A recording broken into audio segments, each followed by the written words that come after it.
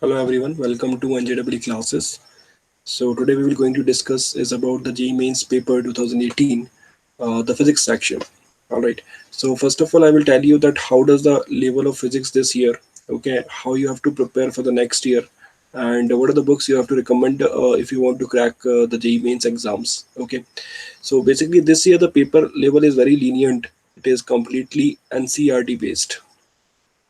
So if you have done NCERT, if you have read all the concepts of NCERT, all the questions of NCERT, then the paper is very easier for you. Okay, the question papers level, the questions level are exactly on the basis of NCERT. Okay, nothing more than that. So if you have a good command on this particular book NCERT, okay, as well as or if you want to do something better, then you can also recommend the concept of physics by S.C. Verma. Okay, so you can also opt this book for the preparation. So NCERT and this book combination will going to help you to prepare for the JEE exams for the next years.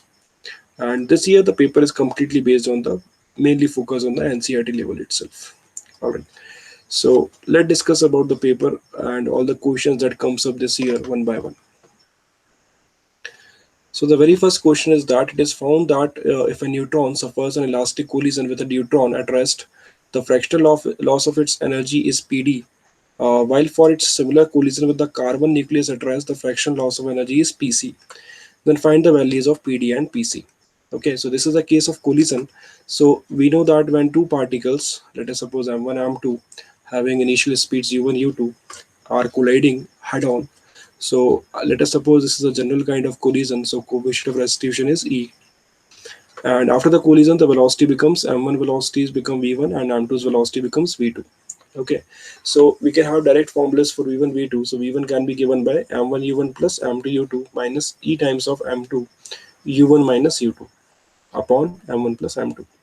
Correct. And v2 formula is given by m1 u1 plus m2 u2 plus e times of m1 u1 minus u2 upon m1 plus m2.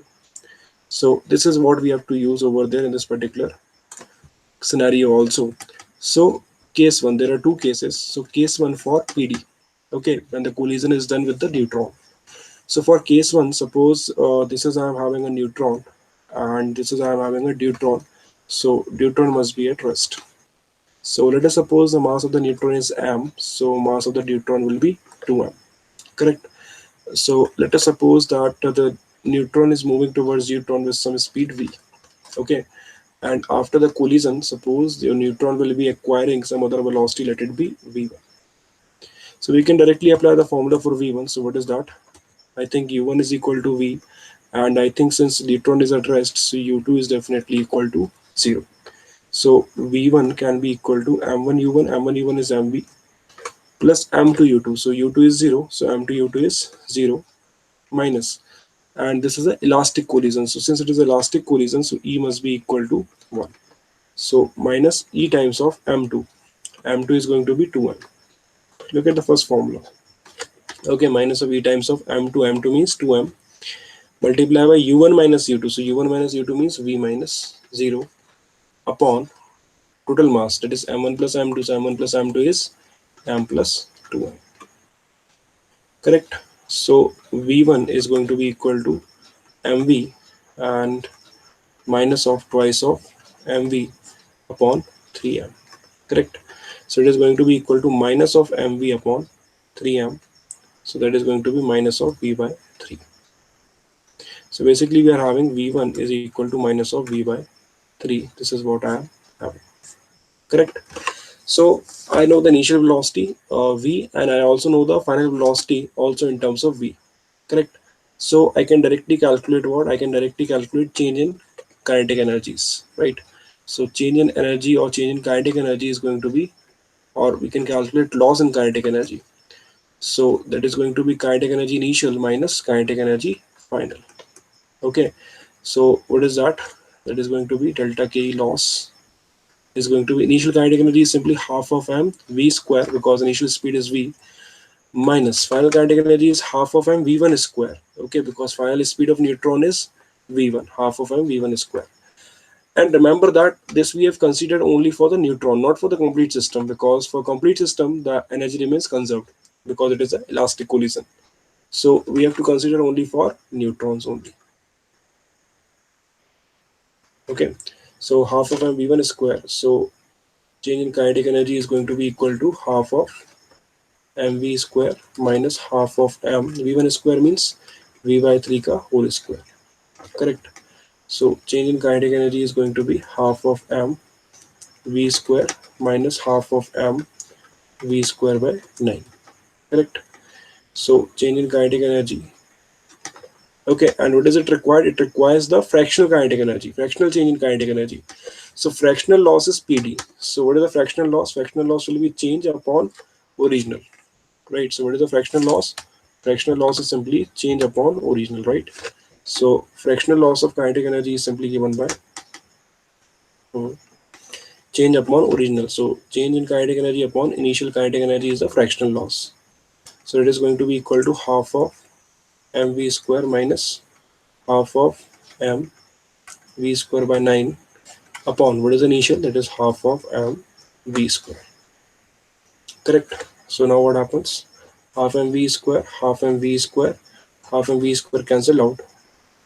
So here we are having 1 minus 1 by 9. It is going to be equal to 8 by 9. It is going to be equal to 0.89. Correct. So for the first case, my fractional loss of kinetic energy is going to be 0.89, and that is also equal to what? PD. Okay, this is given in equation PD now. So PD is going to be 0.89.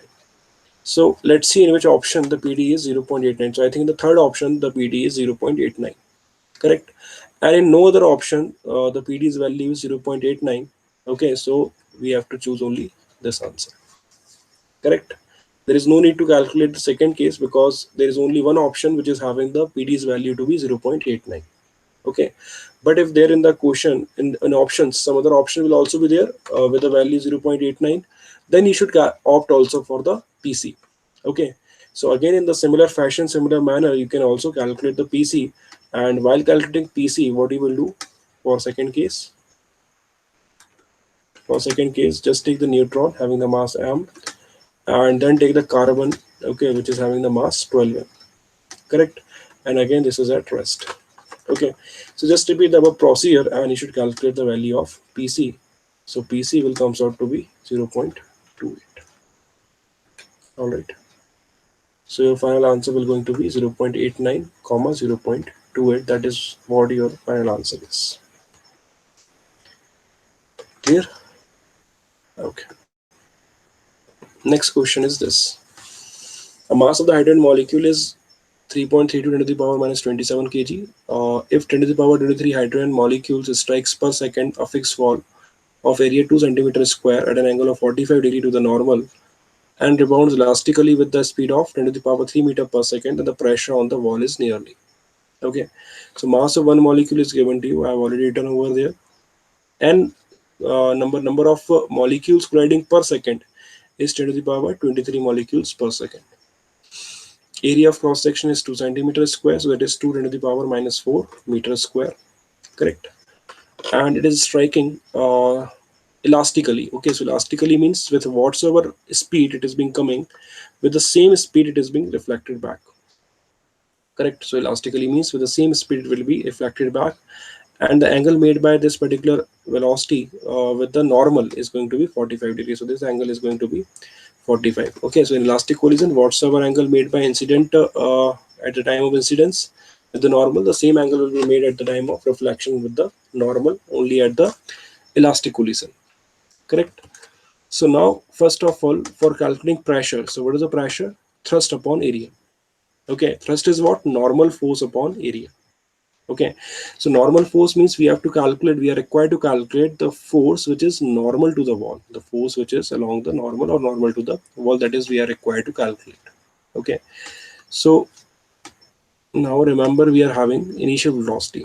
Okay, so if I take its component, velocity's component, this angle is 45, this angle is also 45. So in horizontal we are having v cos 45, so that is going to be equal to v by root 2. In vertical we are having v sine 45, so that is going to be again v by root 2. And finally also if I take the components, so what it would be, this angle is 45, so this angle will also becomes 45, and here we are having the same speed v. So here it is v cos 45, that is again v by root 2, and in the vertical we are having v sine 45, so that is again v by root 2. Correct. So this is how I can take the components of the velocities. So now I can easily say that the component of velocity initial before the collision in the vertical direction will be exactly same as that finally also in the vertically upward direction. Correct. So this, in this case, there is no change in the momentum in the vertically upward direction. Okay, so do you know momentum? So momentum is what? It is going to be simply mass into velocity. Correct. So for momentum, there is no change in the vertical directions. Okay, but in horizontal direction, what is happening? The component of velocity is v by root 2 towards right, and after rebounding, the component of velocity will become v by root 2 towards left. Correct. So the direction is changing for velocity, so therefore definitely there is a change in the momentum. Correct. So for normal direction, for normal direction, okay, for normal direction, if I calculate change in momentum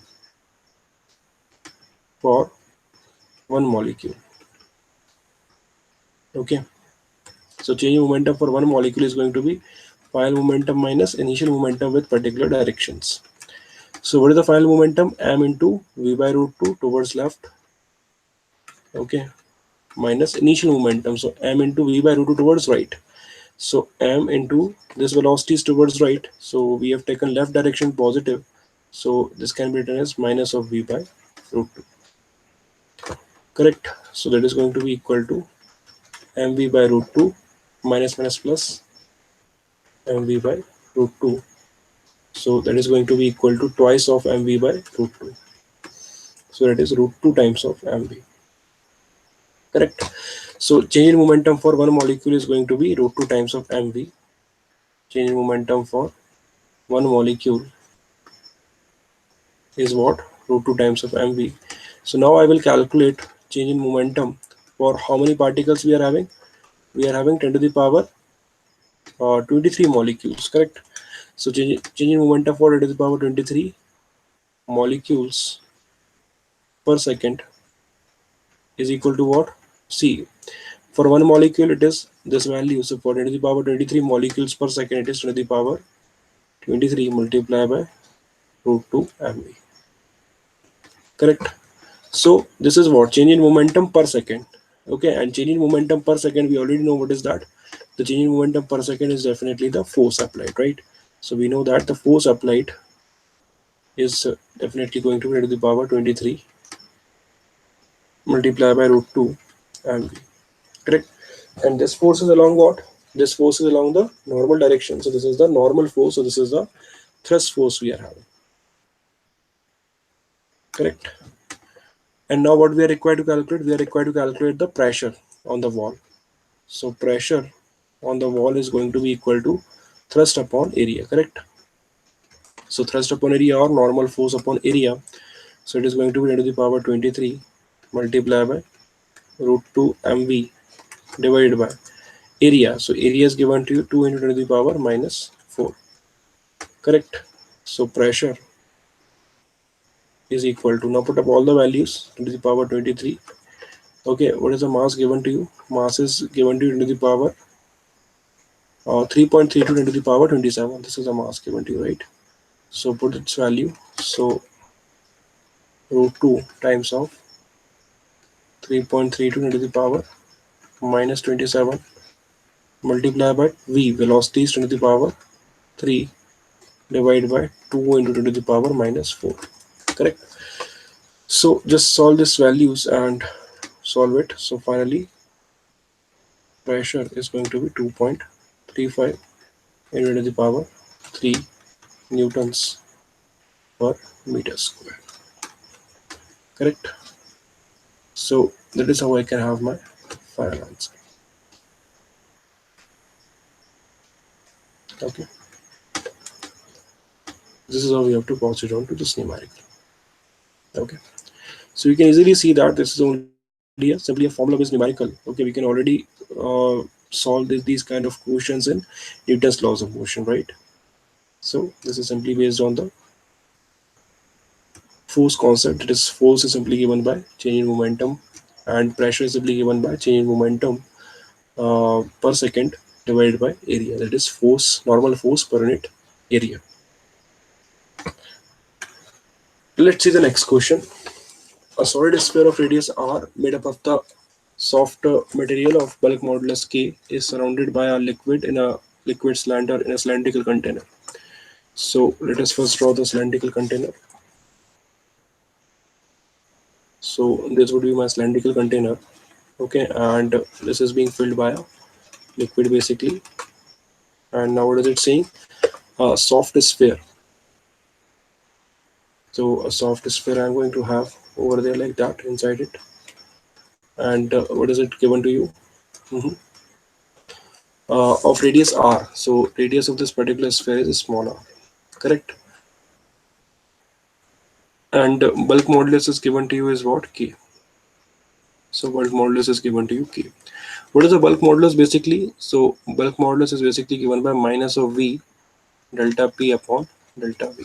Okay, what is the bulk modulus? Minus of V delta P upon delta V. This is the bulk modulus. Okay, where V stands for volume, delta V stands for change in volume, delta P stands for change in pressure. Okay, so now what is it doing? A massless piston of area A floats on the surface of the liquid. So a massless piston is there of area small a. Correct. Okay, and when a small mass m is placed on the surface of the piston to compress the liquid, the fraction of decrement of the radius of the sphere is given by dr by r is going to be. Okay, so now what you are doing? You are simply placing a small mass over there. Small m mass is placing. Okay, so because of this m mass, what is happening? A weight is being acting over there, that is mg. So this is a normal force. Correct. So there must be an increment in the pressure, so it is delta p. Okay, because initially there is no pressure, no additional pressure, and when you put up an extra mass, there would be an additional pressure. So delta p will be equal to thrust force. So thrust is mg upon area. So area is going to be smaller. Correct. So delta p is going to be mg upon area. This is my delta p. Okay. And now if I have to calculate, the volume. Okay. So what is the volume of the sphere? So volume of the sphere. Okay. V is going to be equal to what? It is equal to 4 upon 3 pi r cube because it is a sphere. And what about change in volume? So change in volume can be equal to curved surface area multiplied by change in radius. Correct. So this is my sphere, and suppose after increment of the suppose after this, because of this pressure, this volume is going to be decreased like that. Okay, so r will be decreased by delta r. Okay, so delta v can be equal to curved surface area into delta r. So delta v can be equal to, what is the curved surface area? 4 pi r square into delta r of dr. Correct. Now put up all the values in the formula of bulk modulus. Okay, so from equation first, let it be first, second, third, or we can say this should be our third equation. So from first, second, third, and bulk modulus is the first, fourth equation. So put it up in the bulk modulus equation. So what we are having, bulk modulus is equal to K is going to be what? Minus of V uh, dP delta P upon delta V. So it is minus of V. So V is going to be what? 4 upon 3 pi r cube. Correct. So 4 upon 3 pi r cube. Okay, and since this volume is decreasing, okay, delta V is decreasing, so delta V is taken as negative. Okay, so 4 upon 3 pi r cube multiplied by delta P. Delta P is going to be what? Mg by A. Delta P increases. Okay, but volume will, delta V will going to decrease. Okay, so we can take it negative because it is decreasing. Okay, so delta V is taken as minus of 4 pi r square into d. Correct. So simply K is simply given by, yes please. So what are the terms which is going to cancelled? So I think 4 pi cancelled, r square cancelled. So we are having mgr upon 3a into dr, and this minus minus will also be cancelled out. So now just cross multiply. So what we are having, dr by r is equal to mg mg upon thrice of k. So this is what my final answer is. So which option is my correct answer? First option is my correct answer. It is mg by 3ka. Okay. Next question. So we are having two batteries of EMF 12 volts and 13 volts are connected in parallel across a load of resistance 10 ohms. The internal resistance of the two batteries are 1 ohm and 2 ohms respectively. The voltage across the load lies between. So we know that whenever we are having a combination of two parallel batteries, suppose this is two parallel batteries, okay, and suppose we are having its EMF that is E1 and internal resistance is R1. Second one's EMF is E2, internal resistance is R2, and they are having the same polarity along the same terminal. Okay, so its equivalent battery is going to be given by like that. This is its equivalent battery. Okay, and R equivalent will also be small r equivalent. So basically, if you want to give E equivalent, so E equivalent is simply given by E1 upon R1 plus E2 upon R2 plus and so on upon 1 upon R1 plus 1 upon R2 plus and so on. This is for the parallel combination of batteries, right? Okay, and in the condition when both the all the batteries are sending the current in the along the same node. Okay, so E equivalent is simply given by, for the case of two batteries, it is simply given by E1 upon R2, E1 upon R1, sorry, E1 upon R1 plus E2 upon R2 upon 1 upon R1 plus 1 upon R2. Okay, so it is taking LCM. So E1 R2 plus E2 R1 upon R1 R2 upon R1 plus R2 upon R1 R2. Correct. So now what happens? Mhm. R1 R2 R1 R2 cancelled out. So we are having E equivalent. Equivalent battery can be given by E1 R2 plus E2 R1 upon R1 plus R2. This is how we can get the equivalent battery. Okay. And what about the R equivalent, internal resistance of the equivalent battery? So since both the batteries are in parallel, so if you want to give the R equivalent, internal resistance of the parallel batteries, so that is simply given by R equivalent is equal to, for two resistors in parallel, we can have R1 R2 upon R1 plus R2. So this is how I can have the R equivalent for the parallel combination of two batteries. Okay. So now let us have the solution. This is the conceptual part. Let us have the solution of this particular question. So what we are having the two batteries in parallel, that is 12 volts comma 1 ohm, and second battery is like that is 13 ohms comma 13 volts comma 2 ohms. Okay, and plus minus, and they will be connected across a load like that. Okay, so load resistance is basically 10 ohms. Correct. So now what happens? Now we can take the equivalent.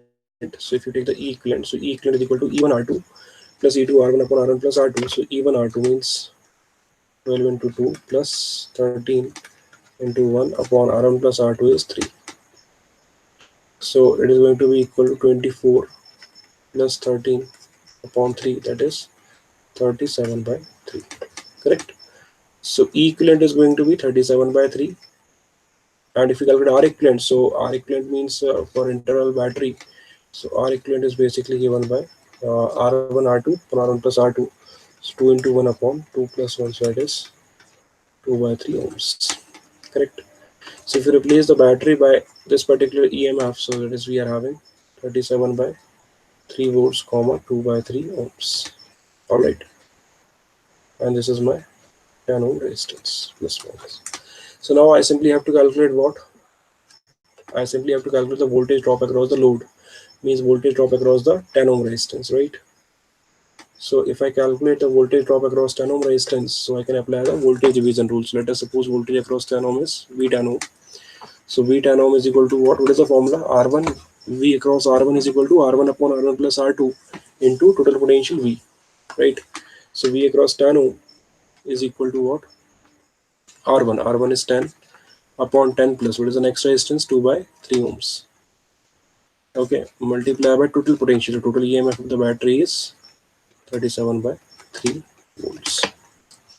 So it is going to be equal to 10 upon taking LCM. So 30 plus 2, 32 by 3 multiply by 37 by 3. Correct. So 3 cancel out. So what we are having? 370 upon 32. Correct. So if you calculate its value, it will comes out to be 11.56 volts.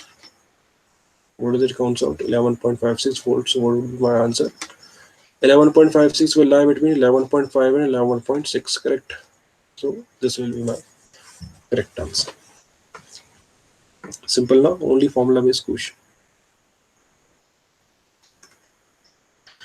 Let's have another question. A particle is moving on the circular path of radius A under the action of an attractive potential energy U is given by K upon 2R square. Okay. So I'm having a circular motion with me.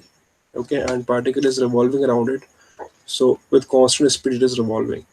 So there must be a force towards center. Okay. Which will create the centripetal force. Right. So radius is basically A. Okay. And the function of potential energy is given by U is equal to minus of K upon 2 R square. Correct. So we know that if we know the function of potential energy, we can easily calculate the force. So how we can calculate the force by the function of potential energy? Force can be simply given by minus of du by dr. Correct. So force can be equal to minus of d by dr. What is the value of u? Minus of K upon 2 R square. Correct. So force will be equal to what? Minus minus will become plus. So K by 2 into d by dr of r की power minus 2. Correct. So force can be equal to K by 2. Differentiate it is x की power n. So x की power n differentiation is n x की power n minus 1. Correct. d by dx of x की power n is what? n x की power n minus 1. So apply the formula. So minus 2 r की power minus 2 minus 1. So we are having the force is equal to 2 to cancel out. So minus of K r की power minus 3. So force is equal to what? Basically minus of K upon r cube. So force is basically given by minus of K upon r cube. Correct. So this is the value of my force. Okay, and now this force is creating the centripetal force. Okay, so we can say that this force provides the required centripetal force required centripetal force for the circular motion. Okay, so we can simply say that F can be equal to centripetal force. So F is what? Minus of OC. Minus sign is only showing that force is attractive. Okay, negative sign is indicating that the force is attractive. Okay, so force magnitude is going to be K upon R cube is equal to half of mv square. Oh, sorry, what is centripetal force? mv square by r, right? So centripetal force is mv square by r, so it is going to be equal to mv square by r. So what we are requiring basically, we are requiring total energy. So total energy will be what? Total energy is kinetic energy plus potential energy. So total energy is basically the kinetic energy plus the potential energy. So we require to calculate kinetic energy because potential energy we already know. So we want to know only kinetic energy. So for that we are having K 1r cancel out. So K upon r square is equal to mv square. Correct. So kinetic energy is what? Kinetic energy can be half of mv square. So it is basically equal to half of K by r square. Clear? So this is how I am having the function of kinetic energy. Okay. So if you want to calculate total energy, so what is that? So total energy E can be equal to kinetic energy plus potential energy. So kinetic energy is what? K upon 2 r square plus what is the potential energy given to you? Minus K upon 2 r square. correct? So it is minus of k upon 2 r square. So if you add both these up, so I think they will cancel each other. So answer will be 0. So total energy for the particle is going to be 0. Correct. So again, a very basic formula-based question it is there. Next, please. So what we are having? We are having the situation in which we are having the a pulley system. Okay, m1 is equal to 5 kg, m2 is equal to 10 kg. So this is my m1. So this is basically 5 kg. This is my m2. This is basically 10 kg. Okay, connected by inextensible strings over the frictionless pulley, so tension will remain same at both the parts. The coefficient of friction of the horizontal surface is 0.15. So here we are having the coefficient of friction that is 0.15. Correct. So the minimum weight m that should be put on the top of the m2 to stop the motion is. Okay. So let's draw the situation once again. This is why I'm having the 5 kg, and here I am having the block of 10 kg, and here I have put it a mass smaller. Okay. So now what happens? Here I am having the weight 50 newtons. Here I am having the tension T. Here also I am having the tension T. So to stop its motion, the friction will be there to stop its motion, correct? Okay, so friction will I take the maximum value. Okay, so basically what is the total weight? So total weight is going to be 10 plus m into g. So what will be the normal at the bottommost surface? The bottommost surface normal will be exactly equal to the weight. So normal at the bottommost surface is 10 plus m into g, correct? So maximum value of friction will going to be equal to mu into normal. So maximum value of friction will be given by mu into normal. So it is 0.15 into 10 plus m into g. Okay. And now if the blocks or the system is not moving, then it is the condition of equilibrium. Okay. So since the system is not moving, therefore we can apply the condition of equilibrium, correct? So for equilibrium of the 5 kg, okay, so for 5 kg, net upward force must be equal to net downward force. So for 5 kg, T must be equal to 50 newtons, correct? Next, for this block, net horizontal force must be 0 for the complete system of 10 and m kg, correct? So for its system, tension must be equal to the frictional applied, correct? So T must be equal to the friction force. So T is 50, so 50 must be equal to the maximum friction, correct? So friction can be given by what? Mu into normal. So it is going to be this value. So put its value in this equation. So 50 is equal to 0.15 10 plus m into g. Okay. So now what we can do? G and this 0 will be cancelled out. 5 ones are 5, 0.03. Correct. So 1 is equal to 3 by 100 into 10 plus m. So 100 by 3 is equal to 10 plus m. So m is equal to 100 by 3 minus 10, correct? So m is equal to 100 minus 30 by 3, that is 70 by 3, correct? So 70 by 3 is what? M is equal to 2, 3 to the 6, 1010, 23.33 kg, correct? So mass is given by 23.33 kg, okay, and now this option is not there in any of the options, correct? But now if you check the options correctly, then we must require a minimum 23.33 kg mass, right? 23.33 kg mass is must required, correct? So from the options, can you see which one is required, which one mass can be minimum, and which can stop the system to move ahead? So if you look at the second option, so this is insufficient because it is lesser than the minimum value, so it is not our answer.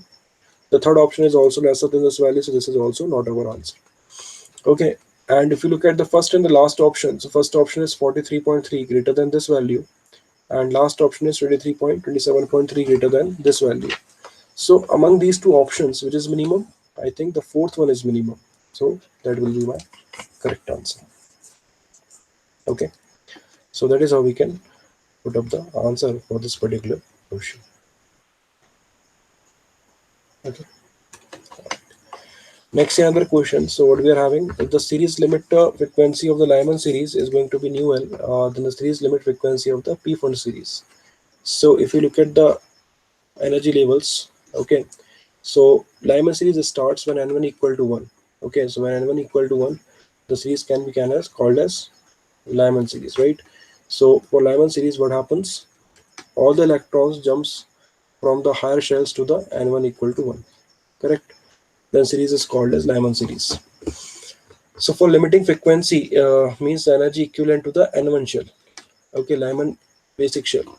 Okay, so for limiting frequency, E1 can be given by what? Minus of 13.6 upon n square, right? Z square by n square, so minus 13.6 upon n square. So for Lyman, for the Lyman series, uh, limiting frequency of the Lyman series is minus of 13.6 upon 1 ka square. It is simply minus of 13.6 only electron volts.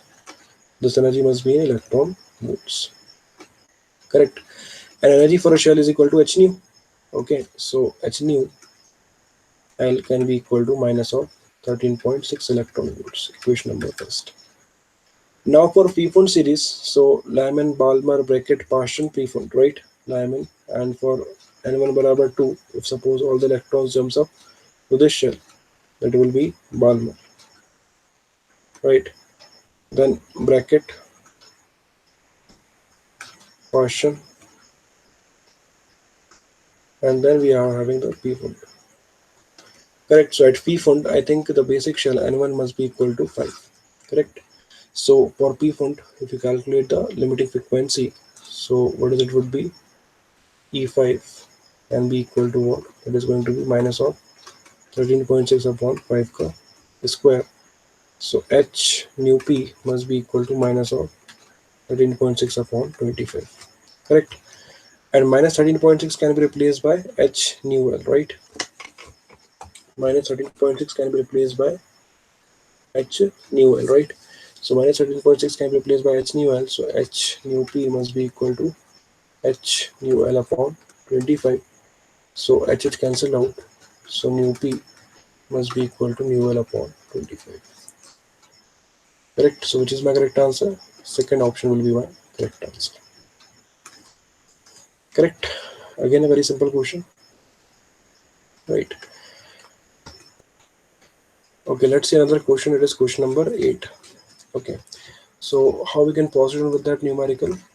So with the 8th question, what is it saying? Unpolarized light passes of intensity I passes through ideal polarizer A. Another identical polarizer B is placed behind A. Okay. So now what we are having? Two polarizers, A and B. Okay. So this is A and this is B. They both are ideal. And after B, the light is going to have the intensity that is I by 2. Correct. So here the intensity is I. So after B, the intensity is going to be I by 2. Okay. So can I say that after it passes through A, the intensity will becomes I by root 2. Okay.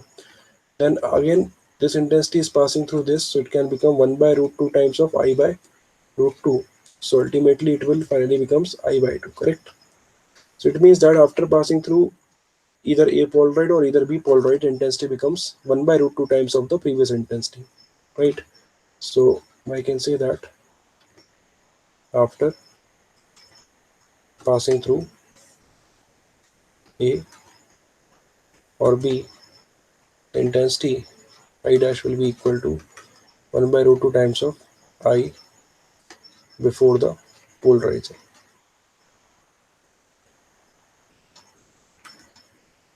Correct? So it is going to be equal to I times of the intensity before the polarizer. Okay?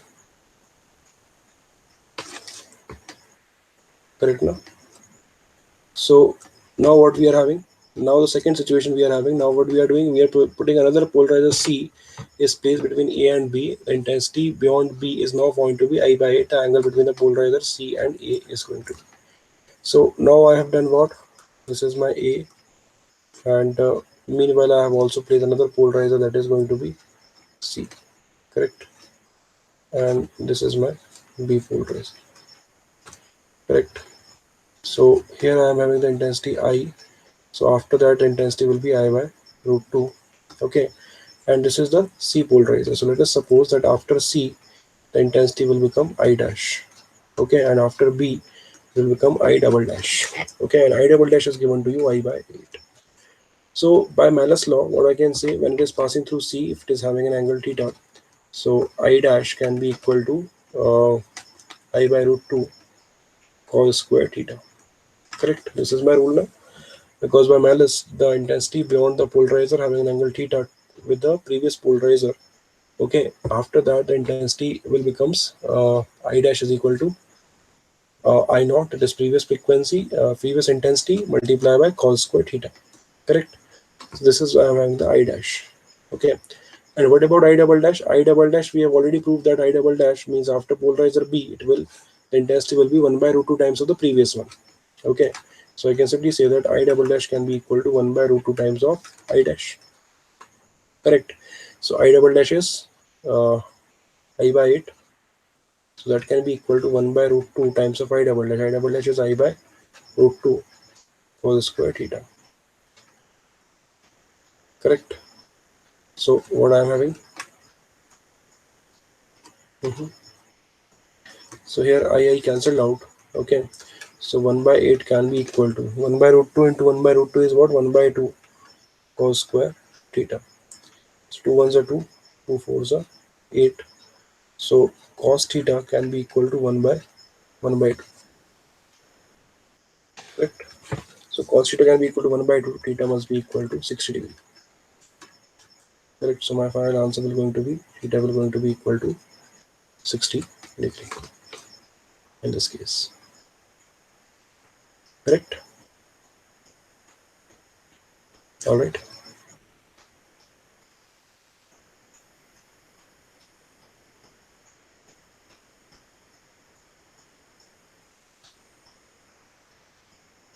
Okay. All right. The next question we're going to have is this. Yes, please. So electron from the various excited states of the hydrogen atom emits a radiation to come to the ground state. So let lambda n and lambda g be the de Broglie wavelength for the electron in the nth state and the ground state. A n be the wavelength emitted by the photon in the transition from the nth state to the ground state for the large n. Okay, and A and B are constants. Okay, so remember that if you solve this transition, so your answer will going to be the third one, that is A n is going to be equal to A plus B upon lambda n ka whole square. Okay, how is it so? So you are having different transitions like that. Okay, electron from the various excited states of the hydrogen atom emits the radiation to come to the ground state. So let lambda and lambda g be the de Broglie wavelength for the electron in the nth state and the ground state. So suppose when the electron in the nth state and when the electron is in the ground state. So this is the ground state. Correct. So when the electron is in the nth state, okay, its de Broglie wavelength is found to be lambda n. When it is in the ground state, de Broglie wavelength is found to be lambda g. Okay. What is de Broglie wavelength? De Broglie wavelength is going to be h upon p, h upon momentum. Okay. And you know that whenever any electron is revolving in any orbit, the momentum is given by nh upon 2 pi, right? For an electron in nth orbit, the momentum can be given by uh, angular momentum can be given by nh upon 2 pi, right? Not linear momentum, its angular momentum can be given by nh upon 2 pi. Correct. So angular momentum is given by nh upon 2 pi. So what is the angular momentum? Angular momentum is simply mvr. Correct. So angular momentum is simply mvr. So mvrn can be equal to nh upon 2 pi. Correct. So what we are requiring? We are requiring only momentum mv. So momentum mv can be equal to what? That is nh upon 2 pi rn. Correct. So mv can be equal to nh upon 2 pi rn, radius of the nth orbit. Correct now. So if you calculate its value, put up its value in this particular equation. So lambda wavelength, de Broglie wavelength can be equal to h upon p, that is equal to h upon nh upon 2 pi rn. So what happens now? HH cancel out. Mhm. So wavelength, de Broglie wavelength can be equal to 2 pi Rn upon n. Correct. This is the de Broglie wavelength for the electron in the nth orbit, 2 pi Rn upon n. Correct. So now what we are having? We are having, if you calculate the value of lambda n, so for nth shell it can be equal to 2 pi Rn upon n. Okay. If you calculate for g, so lambda g can be equal to 2 pi Rg upon g, n can be equal to g. Okay, and for this one, ground state n can be equal to, so for ground state n can be equal to 1. Correct. So for hydrogen atom I can take n can be equal to, means ground state n can be equal to 1, right? So for ground state it can be equal to 1. It is 2 pi into Rg only. All right. So now when the electron jumps from this shell, NH shell to the ground state, it is emitting a energy AN, right? So it AN is the wavelength for the emitted photon. Okay. So E energy can be equal to what? Energy of the NH shell minus energy of the ground state shell, right? So how you can calculate the energy? Mhm. Energy can be given by E can be given by what? Hc upon lambda. Okay, lambda can be given as AN. Okay, this is AN. That should be equal to En. So En is equal to what? Hc upon lambda n. Correct. This is the lambda means wavelength. This is the wavelength equivalent to that particular shell. Okay, wavelength means the Broglie wavelength equivalent to that particular shell minus Hc upon lambda g. Correct. Now solve this equation. 1 upon An is going to be equal to 1 upon lambda n minus 1 upon lambda g.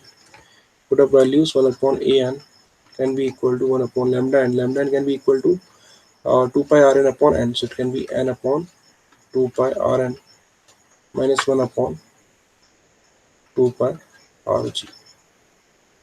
Okay, so this is what we are having the values. Okay, so now what you should do, you should just calculate, you should just put up the values of Rn and Rg in this particular equation. Okay, radius of the nth orbit you should put up, and radius of the ground state you should put up. Okay, and then you can solve the equation by taking, what is the condition you are having? The condition is An wavelength emitted by the photon transition from the nth state for the larger n. Okay, so condition is that n is very very larger. Okay, so for larger n you have to put up the conditions. Okay, so after putting up the conditions, the final condition comes out to be this: An can be equal to A plus B upon lambda n ka square, where A and B are constants. Correct. You can put up the value of Rn's in terms of n, that is 0.58 into n square by z. Correct. So that you should 0.549 into n square by z, that you should put up, and then just solve this particular equation, and you will going to have a final answer. Okay, otherwise you should directly remember that this is the direct result. Okay, it is also given in NCRT over there. Okay, so this is a direct result. You can also remember it directly. That is An is equal to A plus B upon lambda n ka square. All right. Let's see another question, that is question number 10th. Okay, so in question number 10th, what is happening? A diode is there. Okay, it is in the forward bias, and 200 ohm resistance is there, and a battery is of 3 volts. Correct. So now you know that barrier potential is what for a diode. So barrier potential for a silicon is definitely 0.7 volts. Correct. So with 3 volts, 0.7 volt is dropping on this diode. Then what is the remaining voltage? It is a 2.3 volts. So 2.3 volt is dropping on the 200 ohms. Correct. So for 200 ohm resistance, hmm, what I can say, for this resistance, the voltage drop is 2.3 volts. So current on this resistance, let it be I. So I is simply what? V by R. So it is 2.3 upon 200. Correct. So that is going to be equal to 23 upon 2000. Correct. So it is simply 23 by 2 milliampere. Okay, because 1 by 1000 into the power minus 3. So it is 23.2 milliampere. So I can be equal to 23 by 2 means 1.11.5 milliampere. So my answer will going to be first, that is 11.5 milliampere. Correct. And what about the second one, 11th one?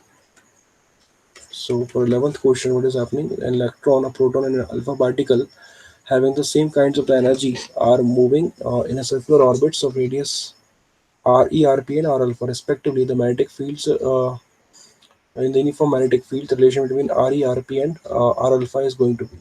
So they are having same kinetic energy. So what is the formula for radius? Radius can be equal to mv upon qb. Okay, or it can be equal to mhm, mv is a momentum. Okay, so it can be equal to root 2m into kinetic energy upon qv. Correct. So this is I am having. And now what are the factors which is going to be same? Kinetic energy is same for all the particles. Magnetic field is same for all the particles. 2 is also same for all the particles. So radius is proportional to root m by q. Correct. Now what I am having? I am having an alpha particle, electron, a proton, and an alpha particle. Three particles I am having, right? So electron is having a charge E. Okay, proton is having a charge. It is having minus. It is having plus E. It is having a charge 2E. Correct. Mass is m. Okay, mass of electron is m related B. Mass of proton, if I take m, so the mass of the alpha particle will be going to be equal to 4m. Correct. So if you calculate the ratio, okay, so R for the proton is going to be proportional to root m by simply E. Okay. R for the alpha particle is also proportional to root 4m by 2e. So root 4m by 2e, or we can say that R for alpha particle is proportional to 2 root m by 2e, and it is proportional to root m by e itself. Correct.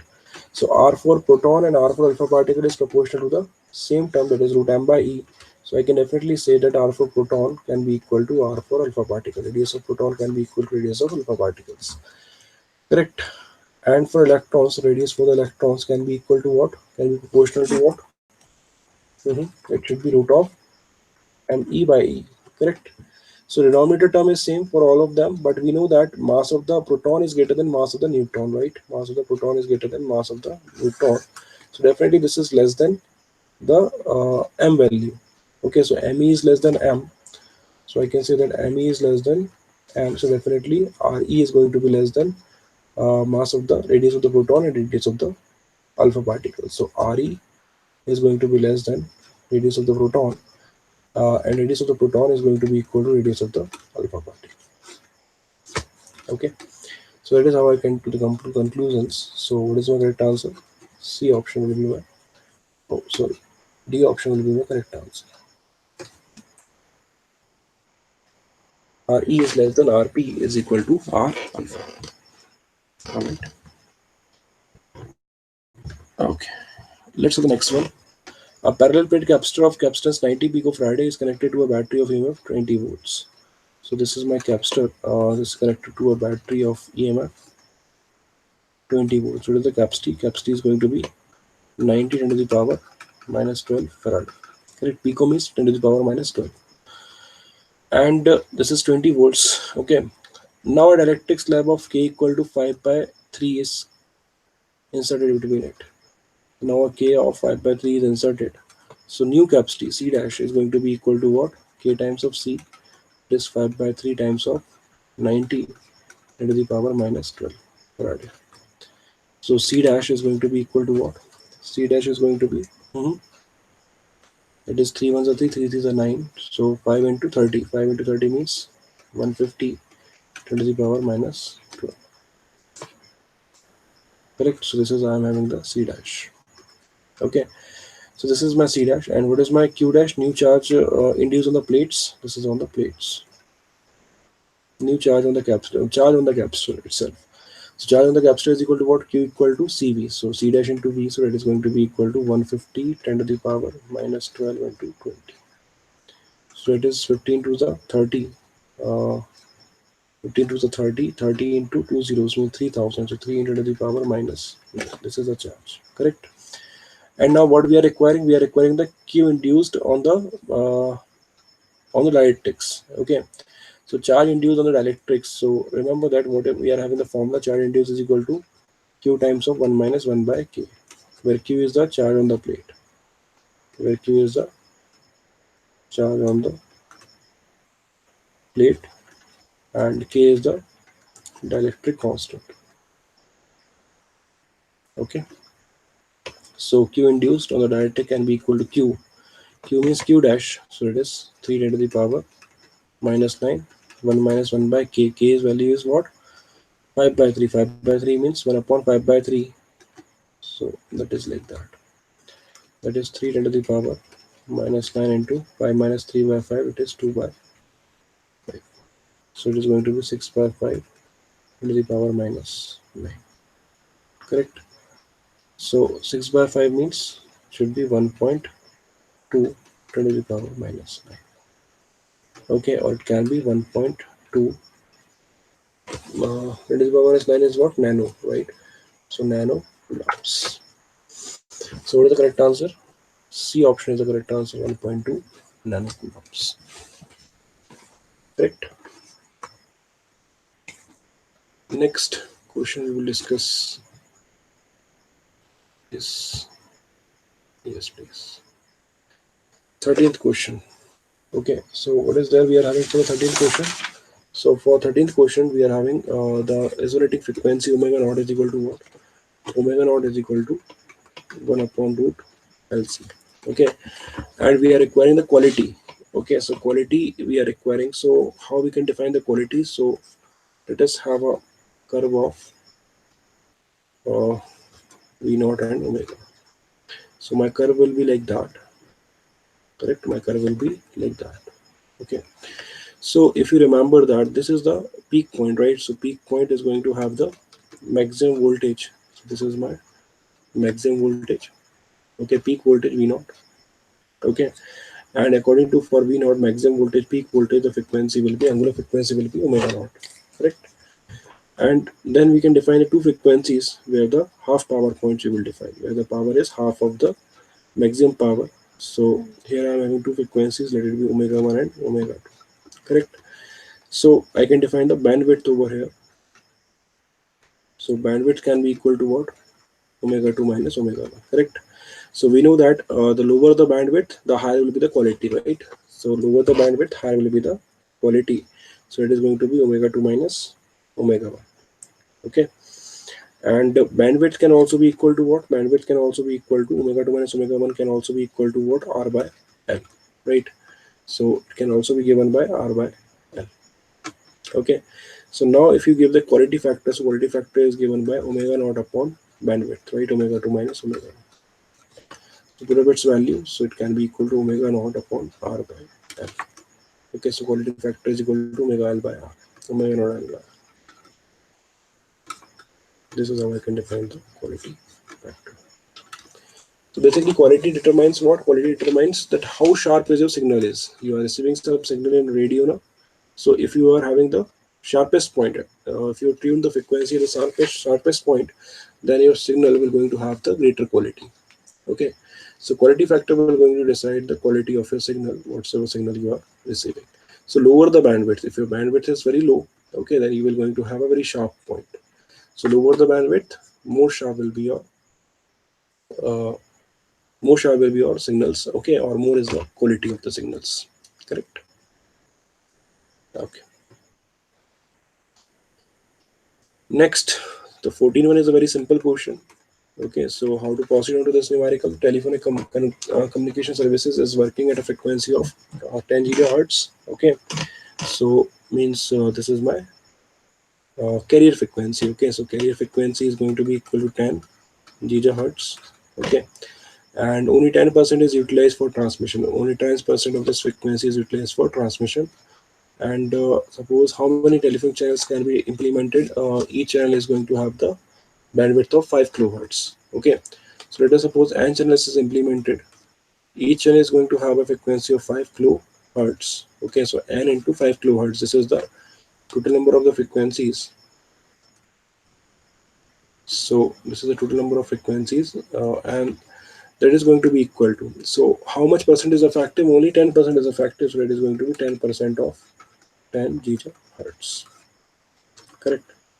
So so what I can do, n can be equal 10% means 10 upon 100 times of 10 gigahertz upon 5 kilohertz. Correct. So n can be equal to 100 cancel out. So it can be equal to 1 gigahertz upon 5 kilohertz. So put up its value. Okay, so it comes out to be 2 into the power. So correct option is first, that is 2 into the power 5. Okay. Alright. What is the next one? A granite rod of 60 centimeter in length is clamped at the middle. Okay, and is set into the longitudinal vibrations. The density of the granite is this. Young modulus is this. What will be the fundamental frequency for the longitudinal vibrations? This is my question is. Okay. So let us proceed on to this numerical. 15th one. So what is it saying? Length. What is the length of my rod? So length of my rod can be equal to 60 centimeters. Okay. And yeah, density of the granite is going to be 2.7 10 to the power 3. And Young modulus is given by 9.27 into the power 10 Pascal. Correct. So what is the long fundamental frequency for it? So fundamental frequency is what? It is 1 upon 2L root gamma by root. Correct. This is my fundamental frequency. So you have all the values. Just put up all the values. So F naught can be equal to 1 by 2. L is going to be equal to 60 by 100. That is 6 by 10. So 6 by 10 root gamma by rho. Gamma by rho means gamma is going to be 9.27 to the power 10 divided by rho. Rho is going to be 2.7 to the power 3. Correct. So if you calculate its values, it will comes out to be 5 kilohertz. Correct. So this is why what my answer is 5 kilohertz. C is my answer. Okay. Right. Next question. Seven identical circular.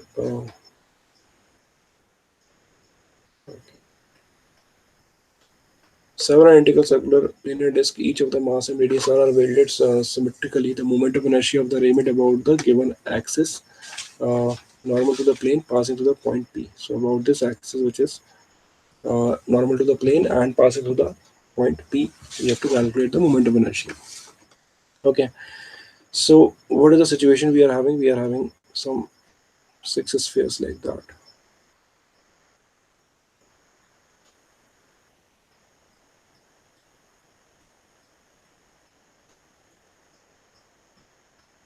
Correct. Seven spheres. Okay, one is at the center and rest is like that. Okay.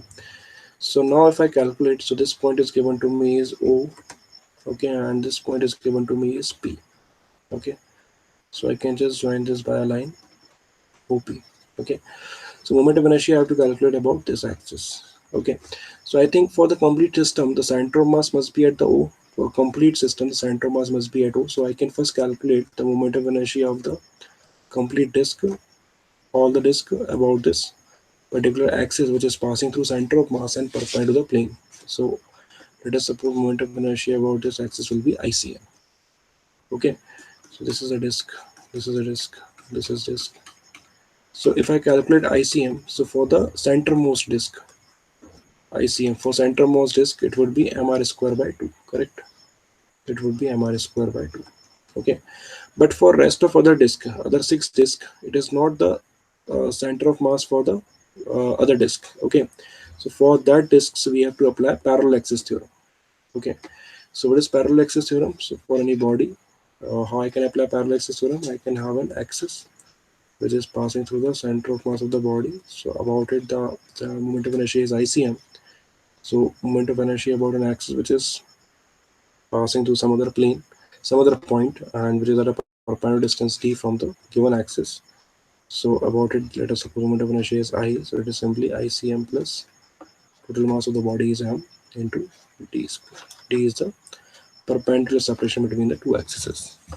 So in the same way, if I calculate the ICM, so for ICM, the centermost disk is the centermost point. Okay, so for a disk passing about an axis passing through the center perpendicular to the plane, it is given by mr square by 2.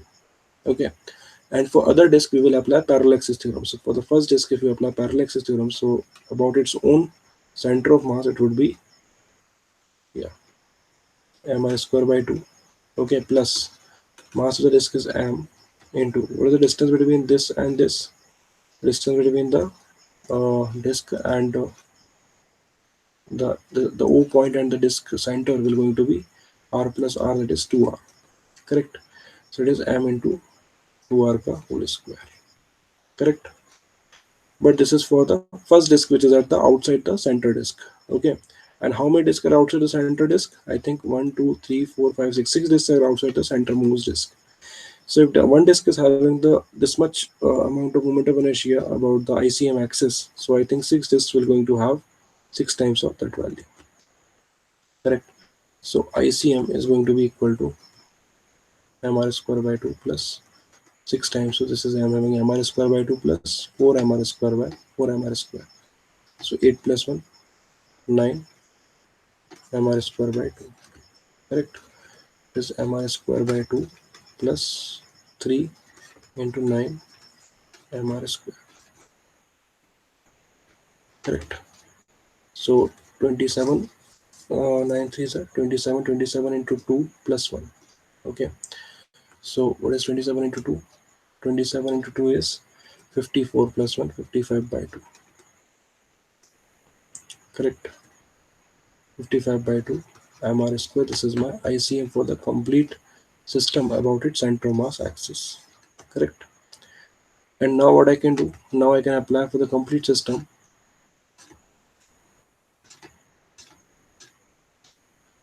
For complete system, I can apply the parallel axis theorem between the center of mass ICM and the that particular point P, because complete system, for complete system, the center of mass will be at this particular point.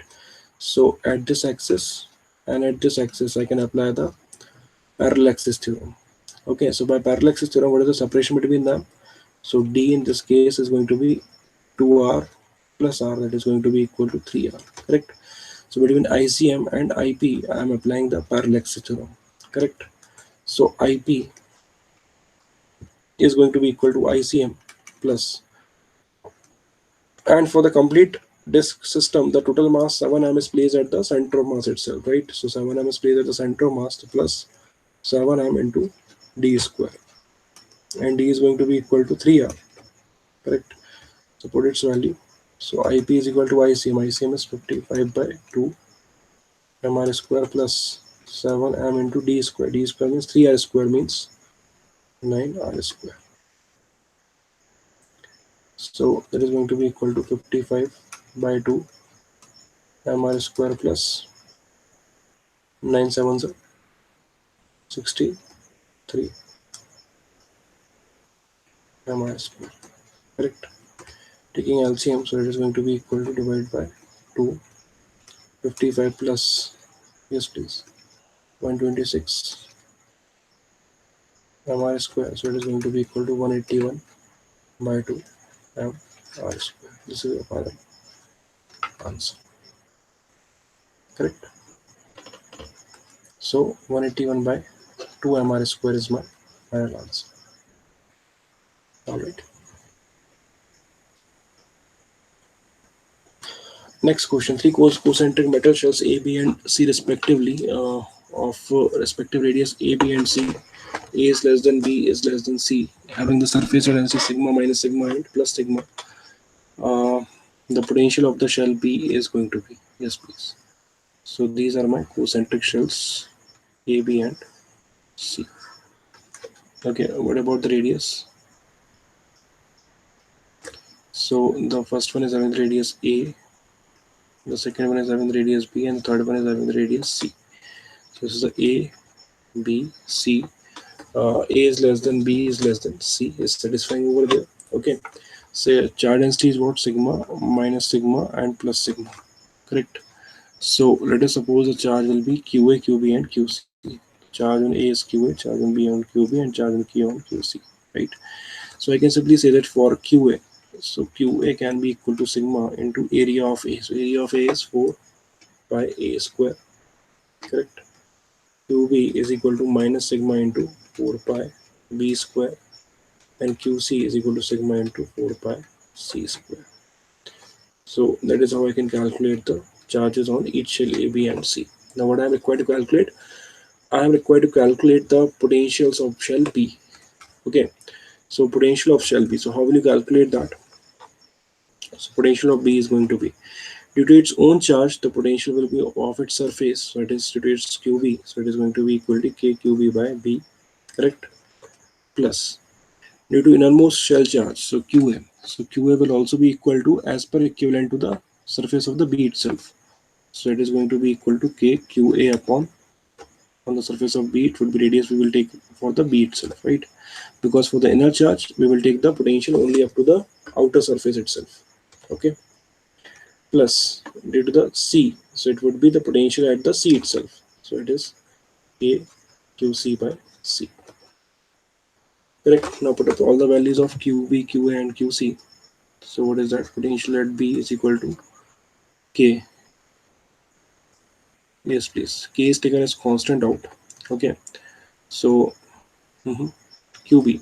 QB is going to be what? Minus of sigma 4 pi B square upon B plus QA. QA is what? Sigma 4 pi A square upon B plus QC. QC is what? Sigma 4 pi C square upon C. Correct. So put up the value of K in this equation. So what we are having, potential of B is equal to 1 upon 4 pi epsilon naught. So here 1B cancel out. Okay, and then nothing, then 1C and 1C can be cancelled out. Okay, so now what happens? Sigma can be taken as common out. So I'm having 4 pi minus of 4 pi upon minus of 4 pi B minus of 4 pi B plus 4 pi A square upon B. Okay, plus 4 pi C. This is what I'm having. So now what term will be cancelled out? I think sigma is taken out. So 4 pi. So 4 pi, 4 pi, 4 pi, 4 pi cancel out. So taking LCM over there. So what we are having, potential at B is equal to sigma upon epsilon naught. Okay, taking the LCM to be my B. So it would be minus of B square plus A square. Okay, plus C. Okay, so that is going to be equal to sigma upon epsilon naught A square minus B square upon B plus C. That would be my potential of B. So what is my answer? C will be my answer.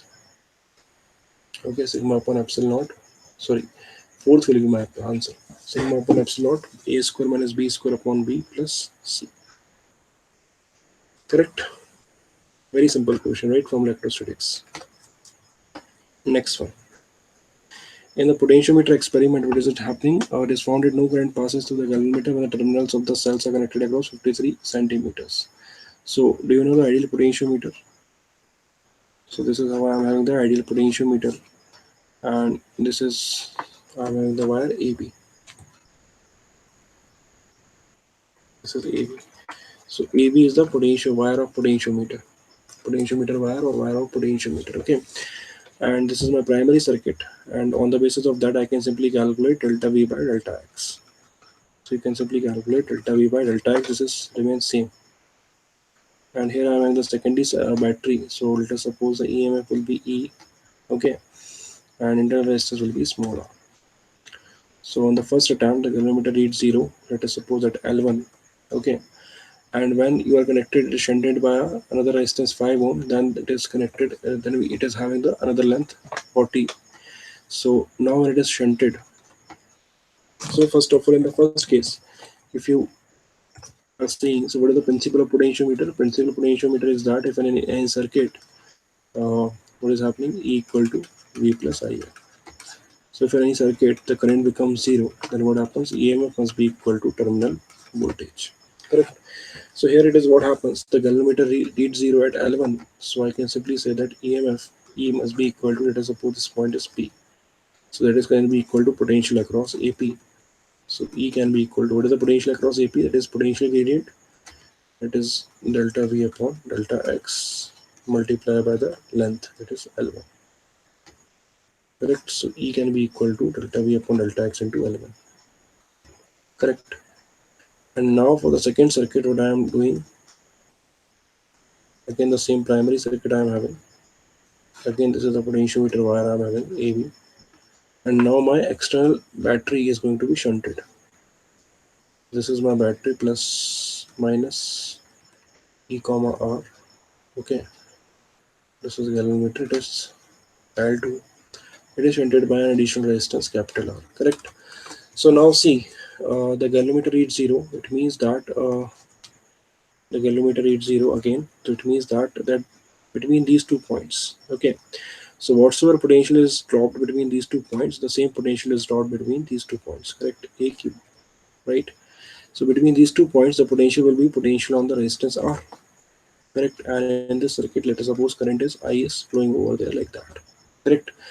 So in secondary circuit, I can simply say that what I can say, mhm, current I can be equal to E by total resistance. So E by total resistance capital R plus small r.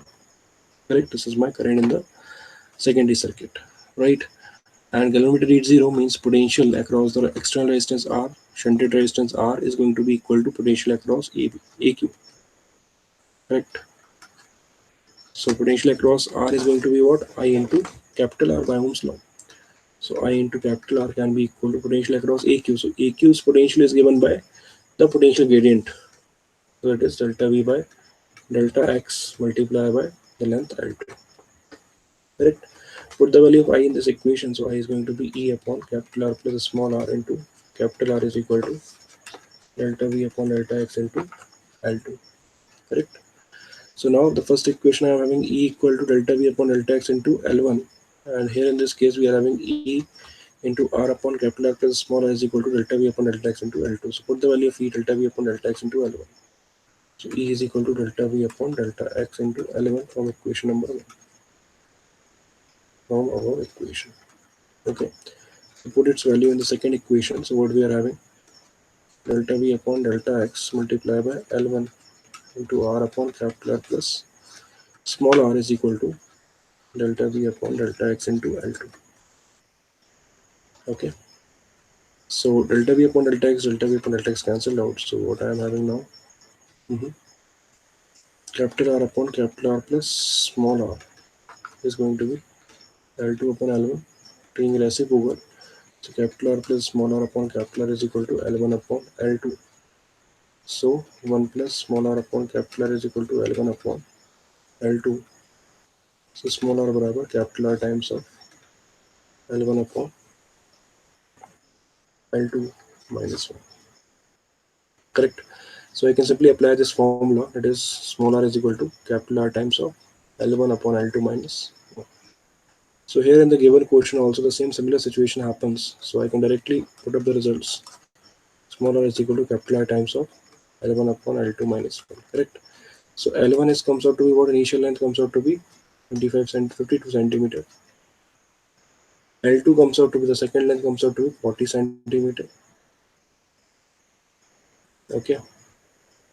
So we are having L1, we are having L2.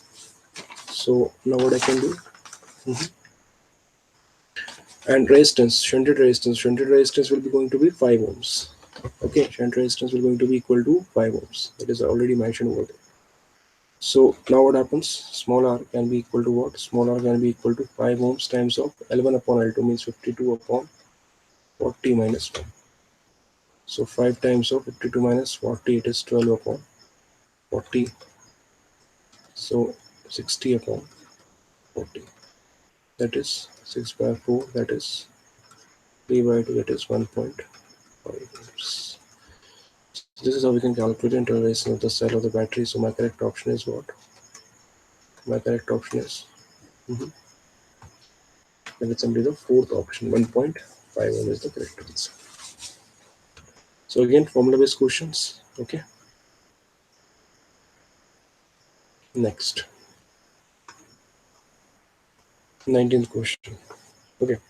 So what is given to you in the 19th question? You are having the EM waves for the air enters in a medium of the electric fields are given by E1 is equal to E01 x cap cos 2 pi nu z by c minus t in air, and E02 x cap cos k times of 2z minus ct in the medium, where the k is the wave number and nu is the frequency referred to the values of the air. The mediums is non-magnetic, and ER1 and ER2 refers to the relative permeability of the air and medium respectively.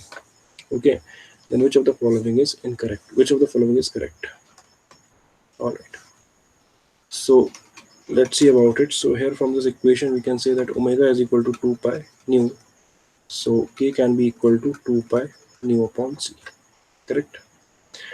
Now we can say that k is equal to what? Omega can be equal to what? Kc.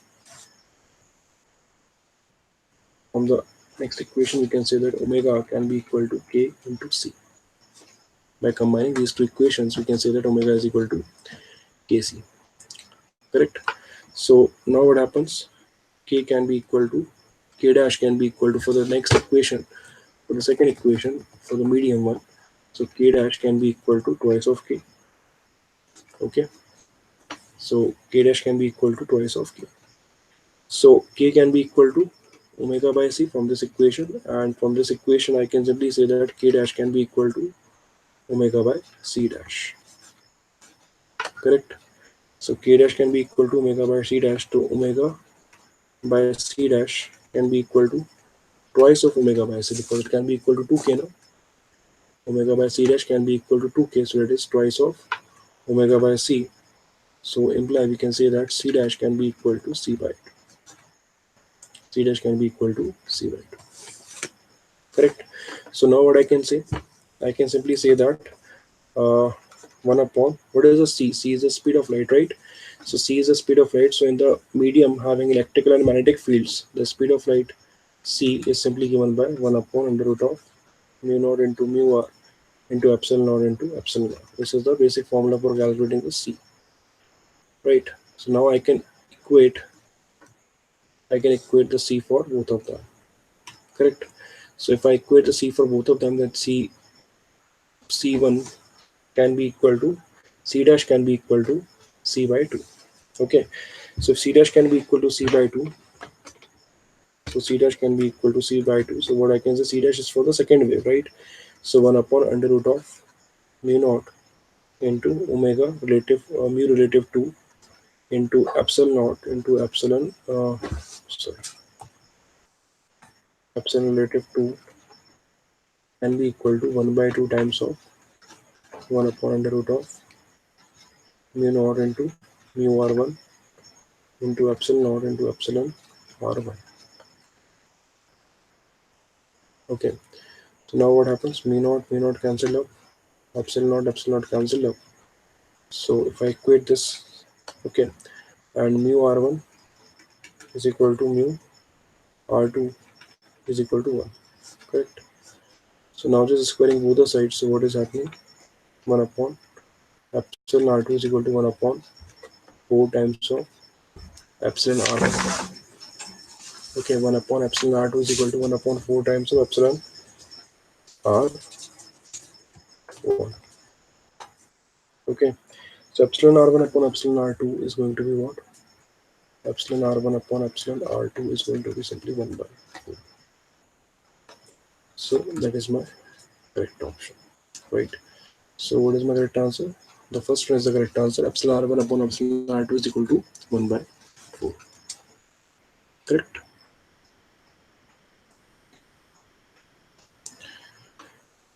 Next question. So let's see how to proceed on with the next question. Mhm. So this is the question for which we are having the angular width of the central maxima for a single cell diffraction. Okay, pattern is 60 degree. Okay, so for single cell diffraction pattern, what we know that there is a central maxima, and then successive bright and uh, dark fringes are observed like that. Okay, so if you observe this carefully, so what is happening?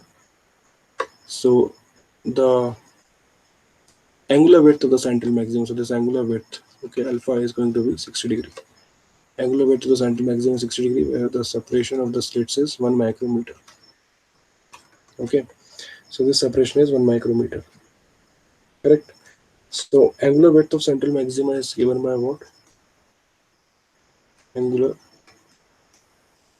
width of central maxima, angular angular width, or we can say that the yeah, angular width, we can say angular width of central maxima is simply given by 2 lambda by a. Okay, where a is the silt width, where a is the silt width. All right, so what is the angular width of the central maximum? It is pi by 60 degree, means pi by 3. It is going to be equal to lambda by a. A is what? What is the value of a? Let it be a. So from this equation we can get the value of lambda. So lambda is equal to pi a by 6.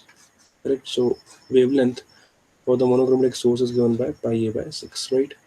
And now what it is doing? Now it is eliminating this silts by another same kind of silts, and this is the screen, and the separation is, let it be capital D, and separation between the slit is small d. Correct. This is how it is separating. Okay. So yeah. So same width is made near it. Young fringes can be observed on the screen placed at a distance 50 centimeter from the slits. So from this data, we can say that capital D can be equal to 50 centimeter if the observed fringe width is 1 centimeter. So what is the fringe width? Beta is given to you 1 centimeter. So what is fringe width? Fringe width is equal to lambda capital D upon small d. Correct. So fringe width is simply lambda capital D upon small d, where small d is the separation between the slits. Okay. So this is 1 centimeter, or we can say that small d can be equal to lambda capital D upon beta. Right. So lambda is equal to what? Pi a by 6. So it can be pi a capital D by 6 times of beta. Correct. Now put up all the values. So pi is pi. A is given to you. A is given to you what? Silt widths, right? Silt width is what? 1 micrometer. 10 to the power minus 6 meters. Correct. 10 to the power minus 6 meters into D. Capital D is 50 centimeter. 50 by 100 means 1 by 2. Means 1 by 2 meters. Upon beta is 1 centimeter is 1 by 100 meters. 6 times of 1 by 100. Correct. So if you solve its value, so small d comes out to be 25 micrometer. Okay. So this is how we can have the final answer. Correct. 25 micrometer will be my final answer. Correct. Next question. Next question. What we are doing in this particular question? 21st question. A silver atom in the solid oscillates symbol harmonically in some distance, okay, in some direction with a frequency of 10 to the power 12 per seconds. Okay, so frequency is given to 10 to the power 12 per second. Correct. And now what happens? Mhm. When the force constant of the bonds between the atoms, what is the force constant of the bonds connecting for the atoms? Okay, molecular weight of the silver is going to be what? The molecular weight is given to you 108. Okay, and what is the Avogadro number? Avogadro number is going to be 6.02 10 to the power 23 grams per mole. Okay, this is what given to you condition. So we are requiring to calculate the force constant can be equal to 0, correct? Question number second, right? So now comparing equation first and second, so what we are getting? Hmm. So from equations first and second. So if I compare both the equations, what we are getting, omega square can be equal to k by m. So k must be equal to m omega square, correct? And what is omega? Omega can be equal to simply 2 pi f. Okay, so k can be equal to m into 2 pi f, correct?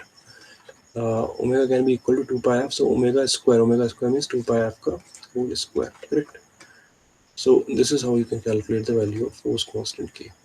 Okay, and what is the data you are given? You have given the molecular mass of, and Avogadro number. Okay, so what is the mass of a particle? Okay, you have the molecular mass and you have the Avogadro number. Okay, so mass of a particle is simply molecular weight upon Avogadro number, right? So replace the mass by molecular weight upon Avogadro number. So it means K can be simply given by molecular mass upon Avogadro number multiplied by 2 pi f ka whole square. Now put up all the values. All the values means molecular weight, Avogadro number, and f, and then you will get the correct answer. Is that clear? So question number 21 is pretty clear to all of you, right? So what will be the answer for 21? 21's answer will be fourth one, that is 7.1 Newton. This is what you will get when you put up all the values of in that particular equation. Okay. All right.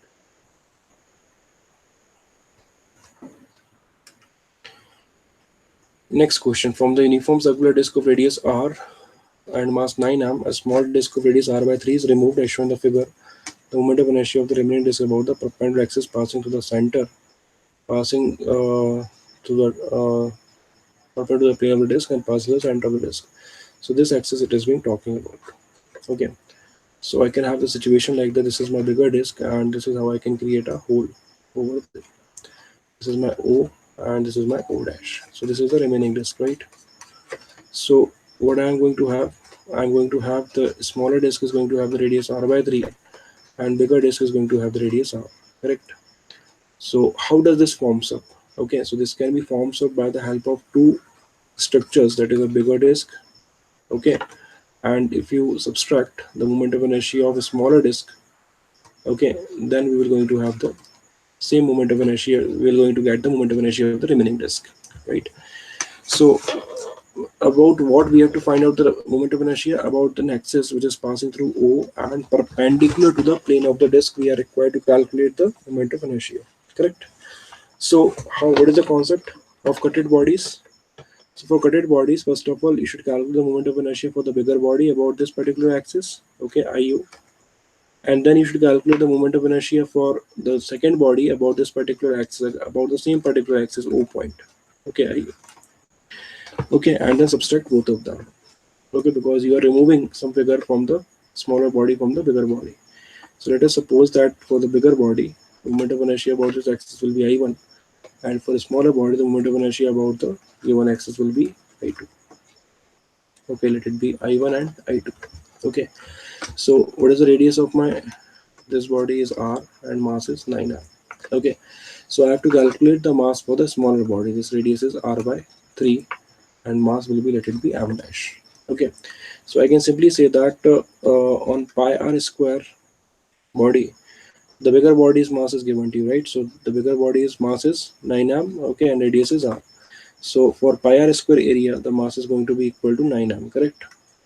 So for unit area, the mass is going to be equal to 9m upon pi r square. So for the area, what is the area of the my cutted figure? Pi r by 3 ka whole square, right? So its mass is going to be equal to 9m upon pi r square into pi r square by 9, correct?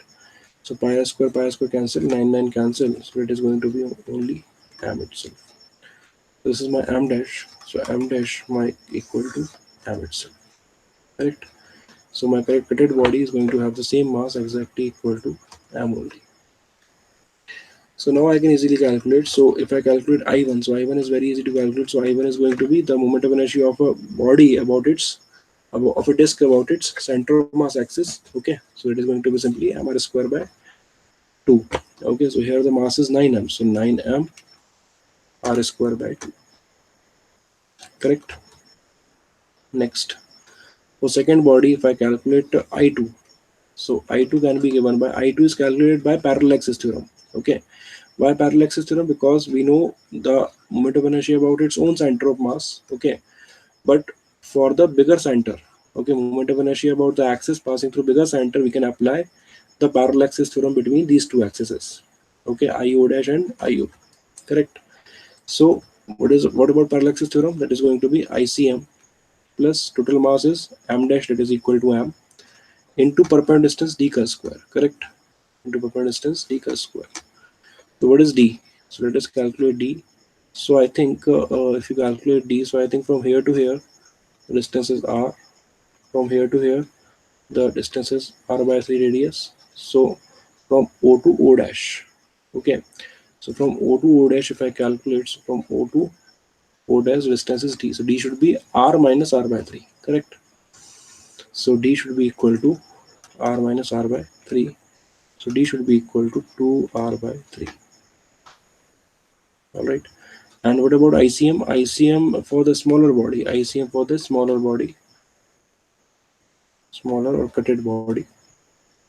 So ICM is equal to what? Mr square by 2 again, right? M dash r square by 2. So ICM can be equal to m dash r by 3 ka whole square by 2. That is m dash is m, r square by 9 into 2, 18. Correct. So I2 is equal to what? I2 is equal to ICM plus MD square, right? So ICM is what? Mr square by 18 plus m d square. D square is what? 2r by 3 ka whole square. Correct. So I2 can be equal to mr square by 18 plus 4mr square by 9. Correct. So I2 can taking the LCM 18, and here we are having the 1, here we have the 8. So 8 plus 1, 9 mr square, that is mr square by 2. Correct. So this is what I am having the I2. So what is my net I? Okay. So net I of the remaining figure. So I of the remaining body is going to be I for the bigger body minus I for the fitted body about the same particular axis. That is I1. I1 is what? I1 is 9 mr square by 2. Correct. So I1 is going to be 9 mr square by 2 minus I2. I2 is mr square by 2. So it is going to be 8 mr square by 2. That is 4 mr square. Correct. So this is my correct answer, 4 mr square. So 4 mr square is my correct answer. Okay. So that is how the concept works. How does the concept works? Basically, first of all, we will calculate the moment of inertia of the complete body about the given axis. Then I should calculate the moment of inertia of the removing body about the given axis. Okay. Then you should just subtract the moment of inertia of the bigger body, of the smaller body, from the bigger body about the same particular axis. All right. Okay. Next question. So what is the next question? In the collinear collision, a particle with an initial speed v0 strikes another particle of the same mass. Okay. If the final total kinetic energy is 50% greater than the original kinetic energy, the magnitude of the relative velocity between the two particles after the collision is. Okay.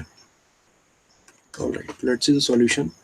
So in collinear collision of the particles with an initial velocity v0, so particle we are having the v0 speed with a stationary particle of same mass. So this is a mass m, this is also the mass m, this is rest. Okay, after the collision, they will going to have the velocity, let it be v1, and it is going to have the velocity v2. Okay, same mass. Okay, so in a collinear collision of the particles with another particle initial speed v0 starting the particle at rest, the final kinetic energy is 50% greater than that of the original kinetic energy. So what I am having, the kinetic energy final is equal to 50% greater than the original one. So 50% greater means if it is one part, then 50% greater means it is 1.5 part.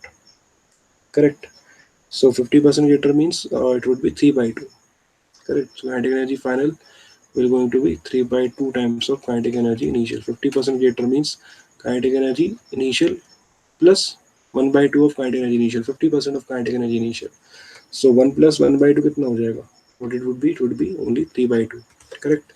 So what is final kinetic energy? Half of m v1 square plus half of m v2 square is equal to 3 by 2 times of half of m v0 plus square.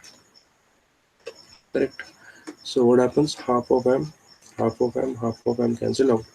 So v1 square plus v2 square is equal to 3 by 2 v0.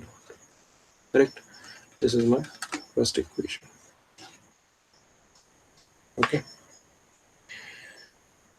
So now what I can apply, since it is a collision, so in collision what we can say, net external force on the bodies will be 0. So we can apply momentum conservation, right?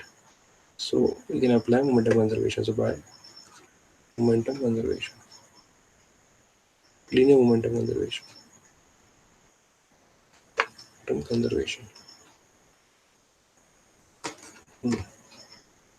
Initial momentum must be equal to final momentum. Initial momentum is what? mv naught is equal to m v1 plus m v2. Correct. So what happens? M cancel out. So v1 plus v2 can be equal to v0. Okay, so v1 plus v2 barabar is going to be equal to v0. All right. And now what we are required to calculate? We are required to calculate the relative velocity. So after the collision, the one is moving with v1, another one is moving with v2.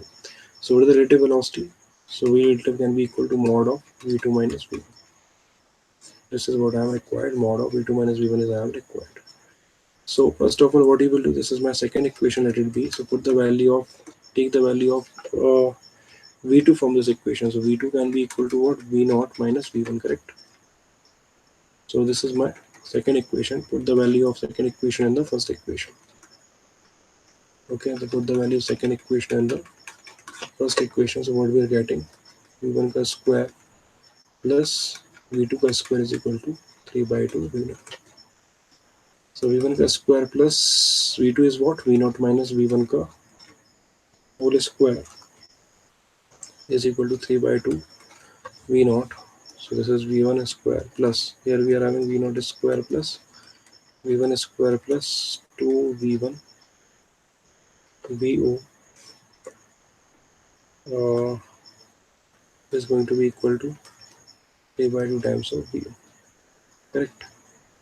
So I think if you calculate it's v1 square, so I think we are having twice of v1 square uh, plus 2 v naught v1. Okay, and this v naught square and this 3 by 2 v naught, right? So we are having v naught ka square and 3 by 2. Here also we are having 3 by 2 v naught ka square. In the first equation, just look at the mistake. 3 by 2 v naught ka square we are having. Look at this. Okay, so it would be 3 by 2 v naught ka square, right? So 3 by 2 v naught ka square minus v naught ka square. Okay, so 3 by 2 v naught ka square minus v naught ka square can be equal to v naught ka square by 2. Correct. So we are having twice of v1 square plus 2 vo v1 minus v naught ka square by 2 is equal to 0. Multiplying whole equation by 2, so 4 v1 square plus 4 vo v1 minus v naught ka square is equal to 0. So now what I can apply, find the value of v1 by simply applying the rule, that is minus of b plus minus under root of b square minus 4 ac upon 2. Correct.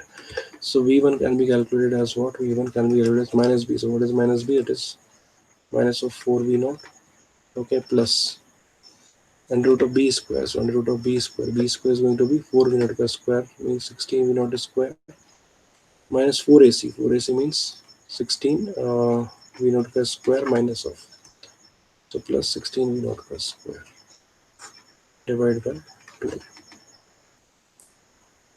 Correct. So if I calculate the value of v1 from this equation, so v1 can be equal to minus of 4vo. What is taken as common? 16 v naught square is taken as common out, so we are having plus 4v naught root 2 divided by 2a. A is going to be what? A is going to be 4, so 2 into 4. Correct. So 4, 4, 4 cancel out. Okay. So v1 is going to be minus of v naught by 2 plus of v naught root 2 by 2. Okay. So v1 is going to be what? Minus v naught by 2 plus v naught by root 2. Question number 3. Okay, and what you are required to calculate? We are required to calculate v2 minus v1, right? So v2 minus v1 can be equal to what? V2 minus v1 can be equal to uh, v2 minus v1 we are required, right? So v2 minus v1 relative velocity is what? It is v2 minus v1. So it is what? v2 is value is what? v2 value is from equation number second. v2 value is v naught minus v1. So v naught minus v1 minus v1. This is what we are required, right? So v naught minus twice of v1 we are going to calculate. So it is v naught minus v1. v1 means minus of v naught by 2 plus v naught by root 2. That is v naught plus v naught by 2 minus of v naught by root 2. Okay. V naught is calculated clearly now. Oh, some mistake is there. I think we have done some mistake over there. What mistake we have done? Look at the mistake. This is v naught minus v1 square, so it will not going to be plus, it will going to be minus. Okay, so it will going to be minus of twice v naught v1 minus minus. Okay, so minus minus plus. Okay, so basically formula is for minus b, then I will use plus. Okay, so plus 4 v naught and this value. So here I will going to have the v1 is equal to plus 4 v naught, so it is going to be plus v naught by 2. Okay, plus v naught root 2 by 2. So plus v naught by 2. So now put up the values v naught minus twice v1. So now put the value of v1, it is plus v naught by 2 plus v naught by root 2. Okay, so it can be twice of v1, so twice of that value. Okay, so if we calculate twice of v1, so twice of v1 is what? Twice of v naught by 2 minus twice of v naught by root 2. So this is what we are having. This will not become plus, this will become minus. So 2 to cancel out, so v naught will be 0. So it would be minus of 2 v naught by root 2. So it can be root 2 v naught minus of root 2 v naught. Correct? But we are requiring only mod positive value. So v2 minus v1 ka mod can be equal to mod of this, mod of all the terms basically. So mod of this value will be only root 2 times of v naught. Correct? So what is the correct option? The fourth one is the correct option. It is root 2 times of v naught. Okay. So that is how you should proceed with this numericals. Let's see another question. So what is another question? The dipole moment of a circular loop carrying the current I is M and magnetic field at the center of the loop is B1. Okay. Uh, when the Young modulus is when the dipole moment is doubled by keeping the current constant, the field at the center will be V2. Okay. So in the first case, I am having the field like that. So let us suppose the radius will be R1. Okay. So dipole moment can be equal to what? NIA, right? So N is taken to be 1. Okay, so I into area, dipole moment can be equal to I into pi r square. Correct? And magnetic field at the center is going to be what? Mu naught and I upon 2r. Right? So magnetic field at the center of the first will going to be equal to mu naught, n is 1, is I upon 2 times of r1, and magnetic moment can be equal to I into pi r1 ka square. Correct. So from this I can calculate the value of r1. Okay, so what is the value of r1? R1 can be equal to R1 can be equal to under root of m upon. Okay, let us return it like that only. Okay, let me return that like that only. Okay. Now what happens? You can take the magnetic moment to be twice. Okay, by keeping the current same. Okay. So current will be same. Magnetic moment is twice. So I'm having new m dash will be equal to twice of m. So m dash is going to be equal to I into I will remain same again. Okay, here also I is I. Here also current is I. So I into pi r2 square, let it be, is equal to what? 2m. Okay, 2m means twice of I pi r1 square, correct? So r2 is equal to root 2 times of r1. R2 is equal to root 2 times of r1. Okay, now if you calculate b2, so b2 can be equal to what? Mu naught I by 2r2. Okay, because it can have the different radius, let it be r2. So if you calculate b1 upon b2, so b is inversely proportional to radius, right? So v1 upon v2 barabar simply r2 upon r1, and from this equation r2 upon r1 is simply what?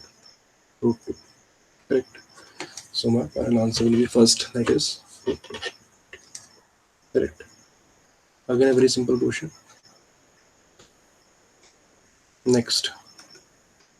So density of a material of a shape of a cube is measured by three sides of a cube. Its mass, the relative error in the measurement of the mass and the length are 1.5% and 1% respectively, determining the density.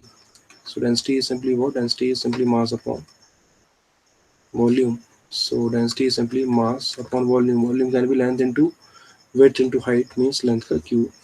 Correct. So it can be mass into L cube power minus 3. Correct. Now remember that for maximum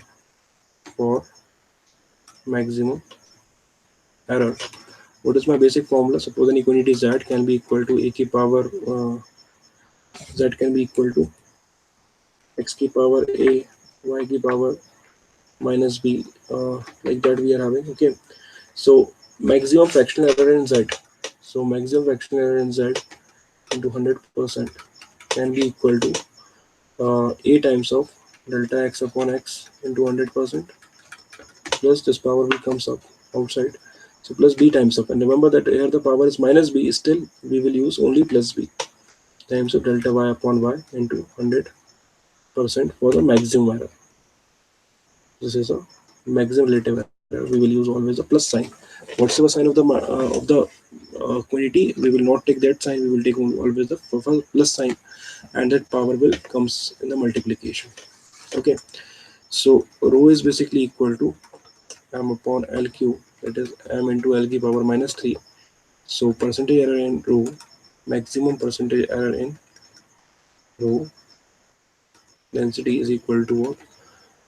M is having one power only, so percentage error of m plus 3 times of percentage error in length. Correct.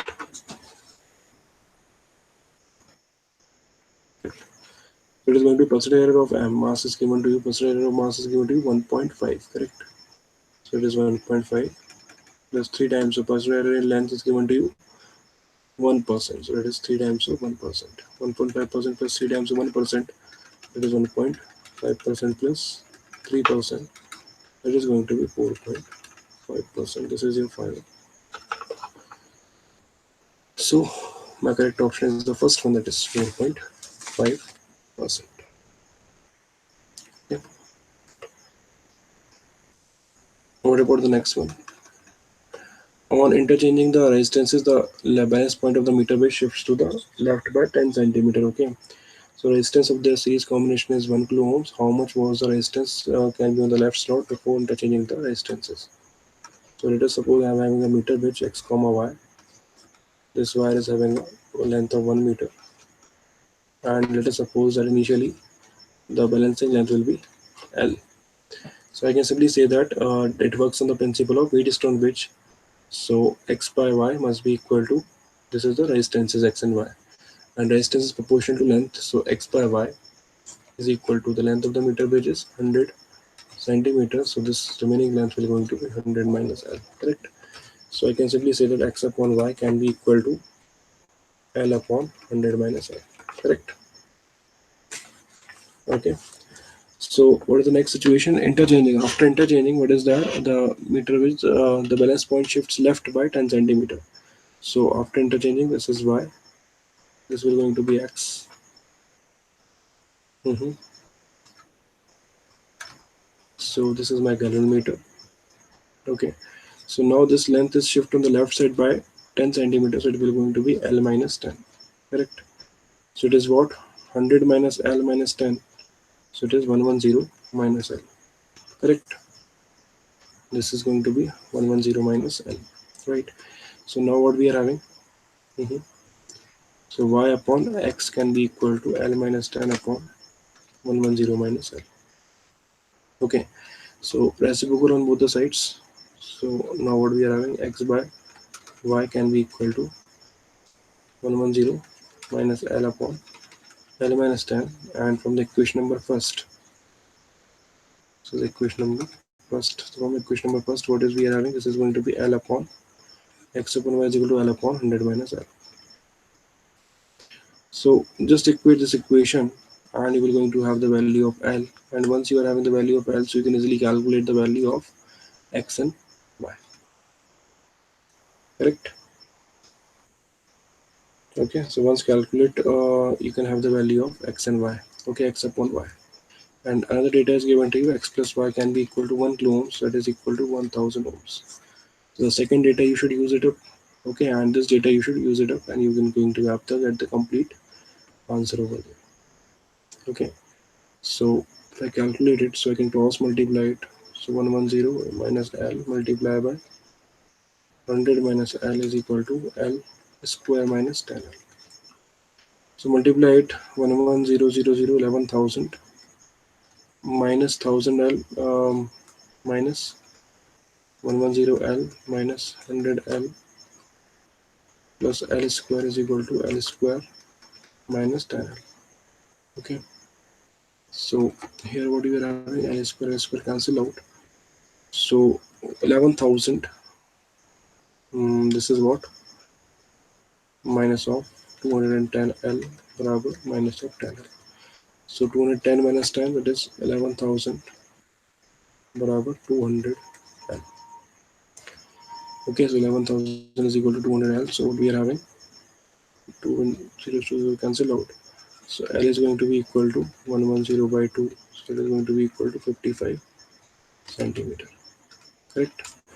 So L is going to be 55 centimeters. So if L is 55 centimeter, put the value of L in the first equation, right? So put the value of L in the first equation.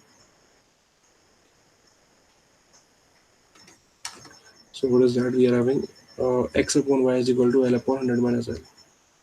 So x upon y is equal to L upon 100 minus L. That is 55 upon 100 minus 55 is what? 40. Right. Is 11 upon 9. Correct.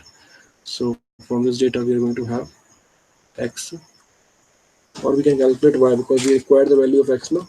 So we can calculate y from this data. So y, x upon y is equal to 11 by 9. So y is equal to 9x by 11. Correct. And what is the second data? X plus y is equal to 1000. So x plus y is equal to 1000. So x plus 9x by 11 is equal to 1000. So 11x plus 9x, that is 20x upon 11 is equal to 1000. Correct. So now what I can do? 1010 cancel out. 2 ones are 2. 2 fives are 5. So x is going to be equal to 11 fives are 55. 550. Correct. So my correct answer is going to be 550 ohms. The first option is the correct answer. Okay.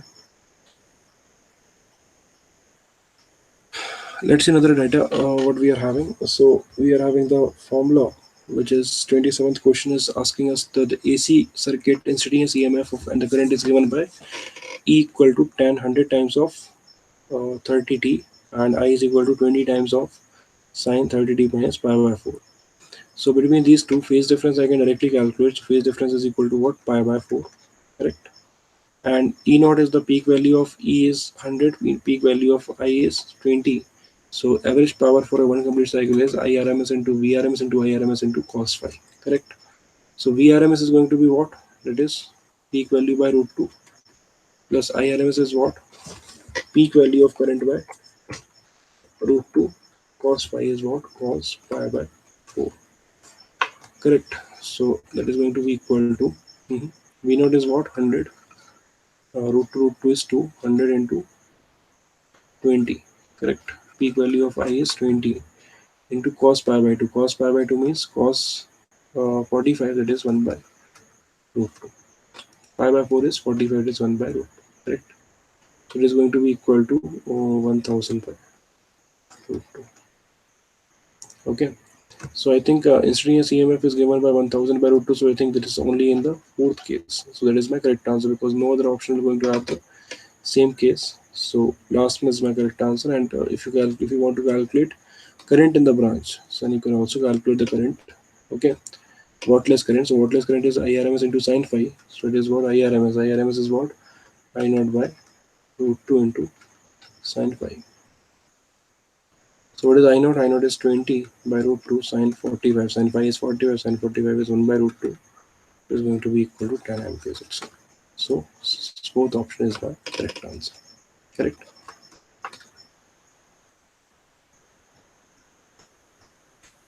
Next.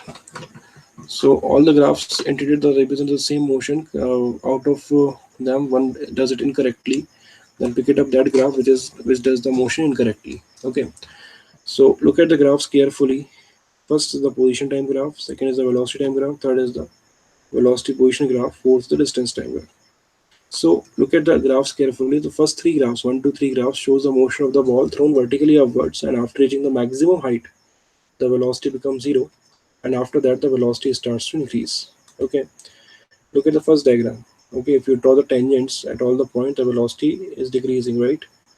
And then draw the tangent, the velocity increases in the opposite direction because slope will become negative, right? In the first case is representing a motion of a vertically upward throwing ball, correct? Second case, if you want to discuss, so what happens in the second case? Second case, velocity first decreases in the positive direction and then increases in the negative direction, right? So this part is showing the negative velocity. So it is increasing in the negative direction. So again, the same motion as the vertically upward thrown ball. Third is also velocity first decreases with the position and then uh, increases with the position, right? So third is also representing the same thing. And fourth one, what is the fourth one representing? Fourth one is saying that the velocity is initially increasing, okay, and then it is going to decrease, okay. But this is not the case, okay, because first of all, velocity is decreasing and then increasing in all the three options, right? And in the third option, what is happening? In the last option, what is happening? Velocity first increasing, because if you draw the tangents, then the slope of the tangent increases, right? So the fourth one representing the velocity increment, rest of all the graph will represent the velocity decrement first of all, and then fourth represent after that velocity decreases, but rest of all graph shows velocity increases after the particular instant.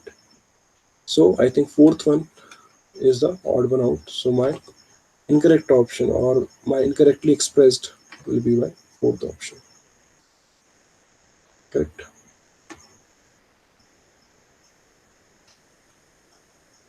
Next, what is there we are having? Yeah. 2 moles of ideal monatomic gas occupies a volume V at 27 degrees Celsius. The gas expanded to volume 2V. Calculate the final temperature of the gas, change in its internal energy. So see, if you want to calculate change in the final temperature of the gas, then what happens? Adiabatic process. Okay, monoatomic gas. For monoatomic gas, degree of freedom must be 3. So adiabatic constant is what? Degree of freedom plus 2 by degree of freedom. F plus 2 by F. So my adiabatic constant will be 5 by 3. So PV to the power gamma is constant, or TV to the power gamma minus 1 is constant. Okay, so this can be derived from this equation itself. How it can be derived? So P pressure can be equal to and RT by V. Correct. So this is a constant, so pressure is proportional to T by V. So T by V into V is a constant. So TV to the power gamma minus 1 can be constant. So this is how we can write this equation. So T1 V1 की power gamma minus 1 is equal to 2 to the power gamma minus 1. So T1 is what? 2 moles of the ideal gas phenomenon occupies a volume 27 degree V at 27 degrees Celsius. So 27 means how many kelvins? 300 kelvins, right? So 27 degrees Celsius means 300 kelvins into V to the power gamma minus 1. V to the power gamma minus 1 means V to the power 5 by 2 minus 1. 5 by 3 minus 1 is equal to T2. I am calculating into V2. What is the volume? Next volume 2V to the power 5 by 3 minus 1. Correct. So 300 into V to the power, yeah, so it can be 2 by 3 is equal to T2 into 2V की whole power 2 by 3. So 2 to the power 2 by 3 multiply V to the power 2 by 3. So V to the power 2 by 3, V to the power 2 by 3 cancel out. So T2 is going to be what?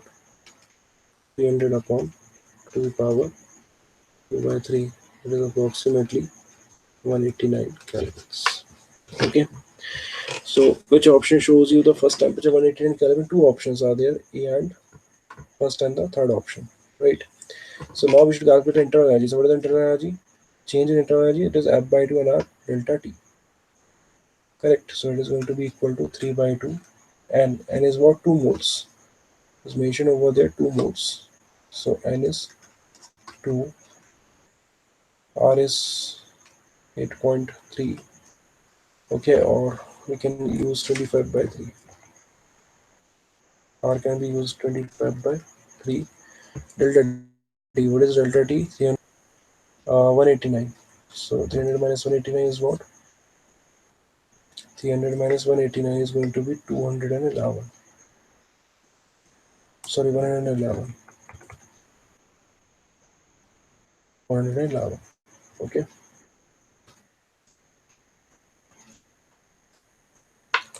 Okay. So if you calculate its values, it will comes out to be. And remember that final temperature is 189 and initial temperature is 300. So what we will do? We will simply do final minus initial. Okay. So 189 final minus initial. Initial is what? 300. It is going to be equal to negative, right? So if you calculate its value, so complete value comes out to minus of 2.7 kilojoules. So what would be my correct answer? A option would be my correct answer because in the A only it is showing the minus 2.7 kilojoules and the temperature, final temperature comes out to be 189 Kelvins. Okay, so very simple question. Next, what happens? The particle revolving with uniform speed circular motion radius r, the central force inversely proportional to n की power nth power of power. Okay, so F proportional to 1 by r की power n, so F can be equal to k by r की power n, right? So if F is proportional to k by r की power n, so put its value over there because the whatsoever the force we are having, it will going to provide the centripetal force. Okay, the period of rotation is going to be t. Okay, then F can be replaced by k upon r की power n is equal to mv square by r. Correct. So v square is proportional to k is constant, m is constant. So v square is proportional to r upon r की power n. So it should be proportional to r to the power 1 minus n. Correct. Taking under roots, so v is proportional to r to the power 1 minus n by 2. Correct. V is proportional to r की power 1 minus n by 2. Alright. So this is how we are having the v. Now for time period, if you calculate time period, so time period is equal to what? 2 pi r by v, distance upon speed. So time period is proportional to r by v. So time period is proportional to r by v. V is what? R to the power, sorry, r by v. So r by v is proportional to r to the power 1 minus n by 2. Correct. So what we are having? T is proportional to r to the power 1, and this is r to the power 1 minus n by 2, so 1 minus n by 2. So t is proportional to r to the power 2 minus 1 is plus 1, so 1 plus n by 2. Correct. So time period is proportional to r to the power 1 plus n by 2. This is my final answer. Okay. So what is my option? Correct option. The first will be my final option. This t is proportional to r ki power 1 plus n by 2. Correct. So this is how the completion of the complete JEE Mains 2018 paper discussion for the physics part is done. Okay. So if you have any reviews, if you have any comments, any suggestions about this particular video, then kindly share me up. Okay, and also let me know if you want to discuss the solution of other JEE Mains papers also, so we can also provide that one. All right, friends. So I hope you understand very well what are the basic concepts and how you should have to proceed on with the numericals. And see, this is only formula-based questions, right? Only few logical questions are there, and rest are only NCRT based. Okay, so just revise the basic concepts that you are gone through completely, continuously, again and again. Okay, and all the best for your JEE advanced paper if you are preparing for this year. Okay, and if you are preparing for the next year JEE Mains, all the very best to all of you. Okay, friends, goodbye. And just don't forget to subscribe the channel, and also like and share the videos as much as you can. Okay.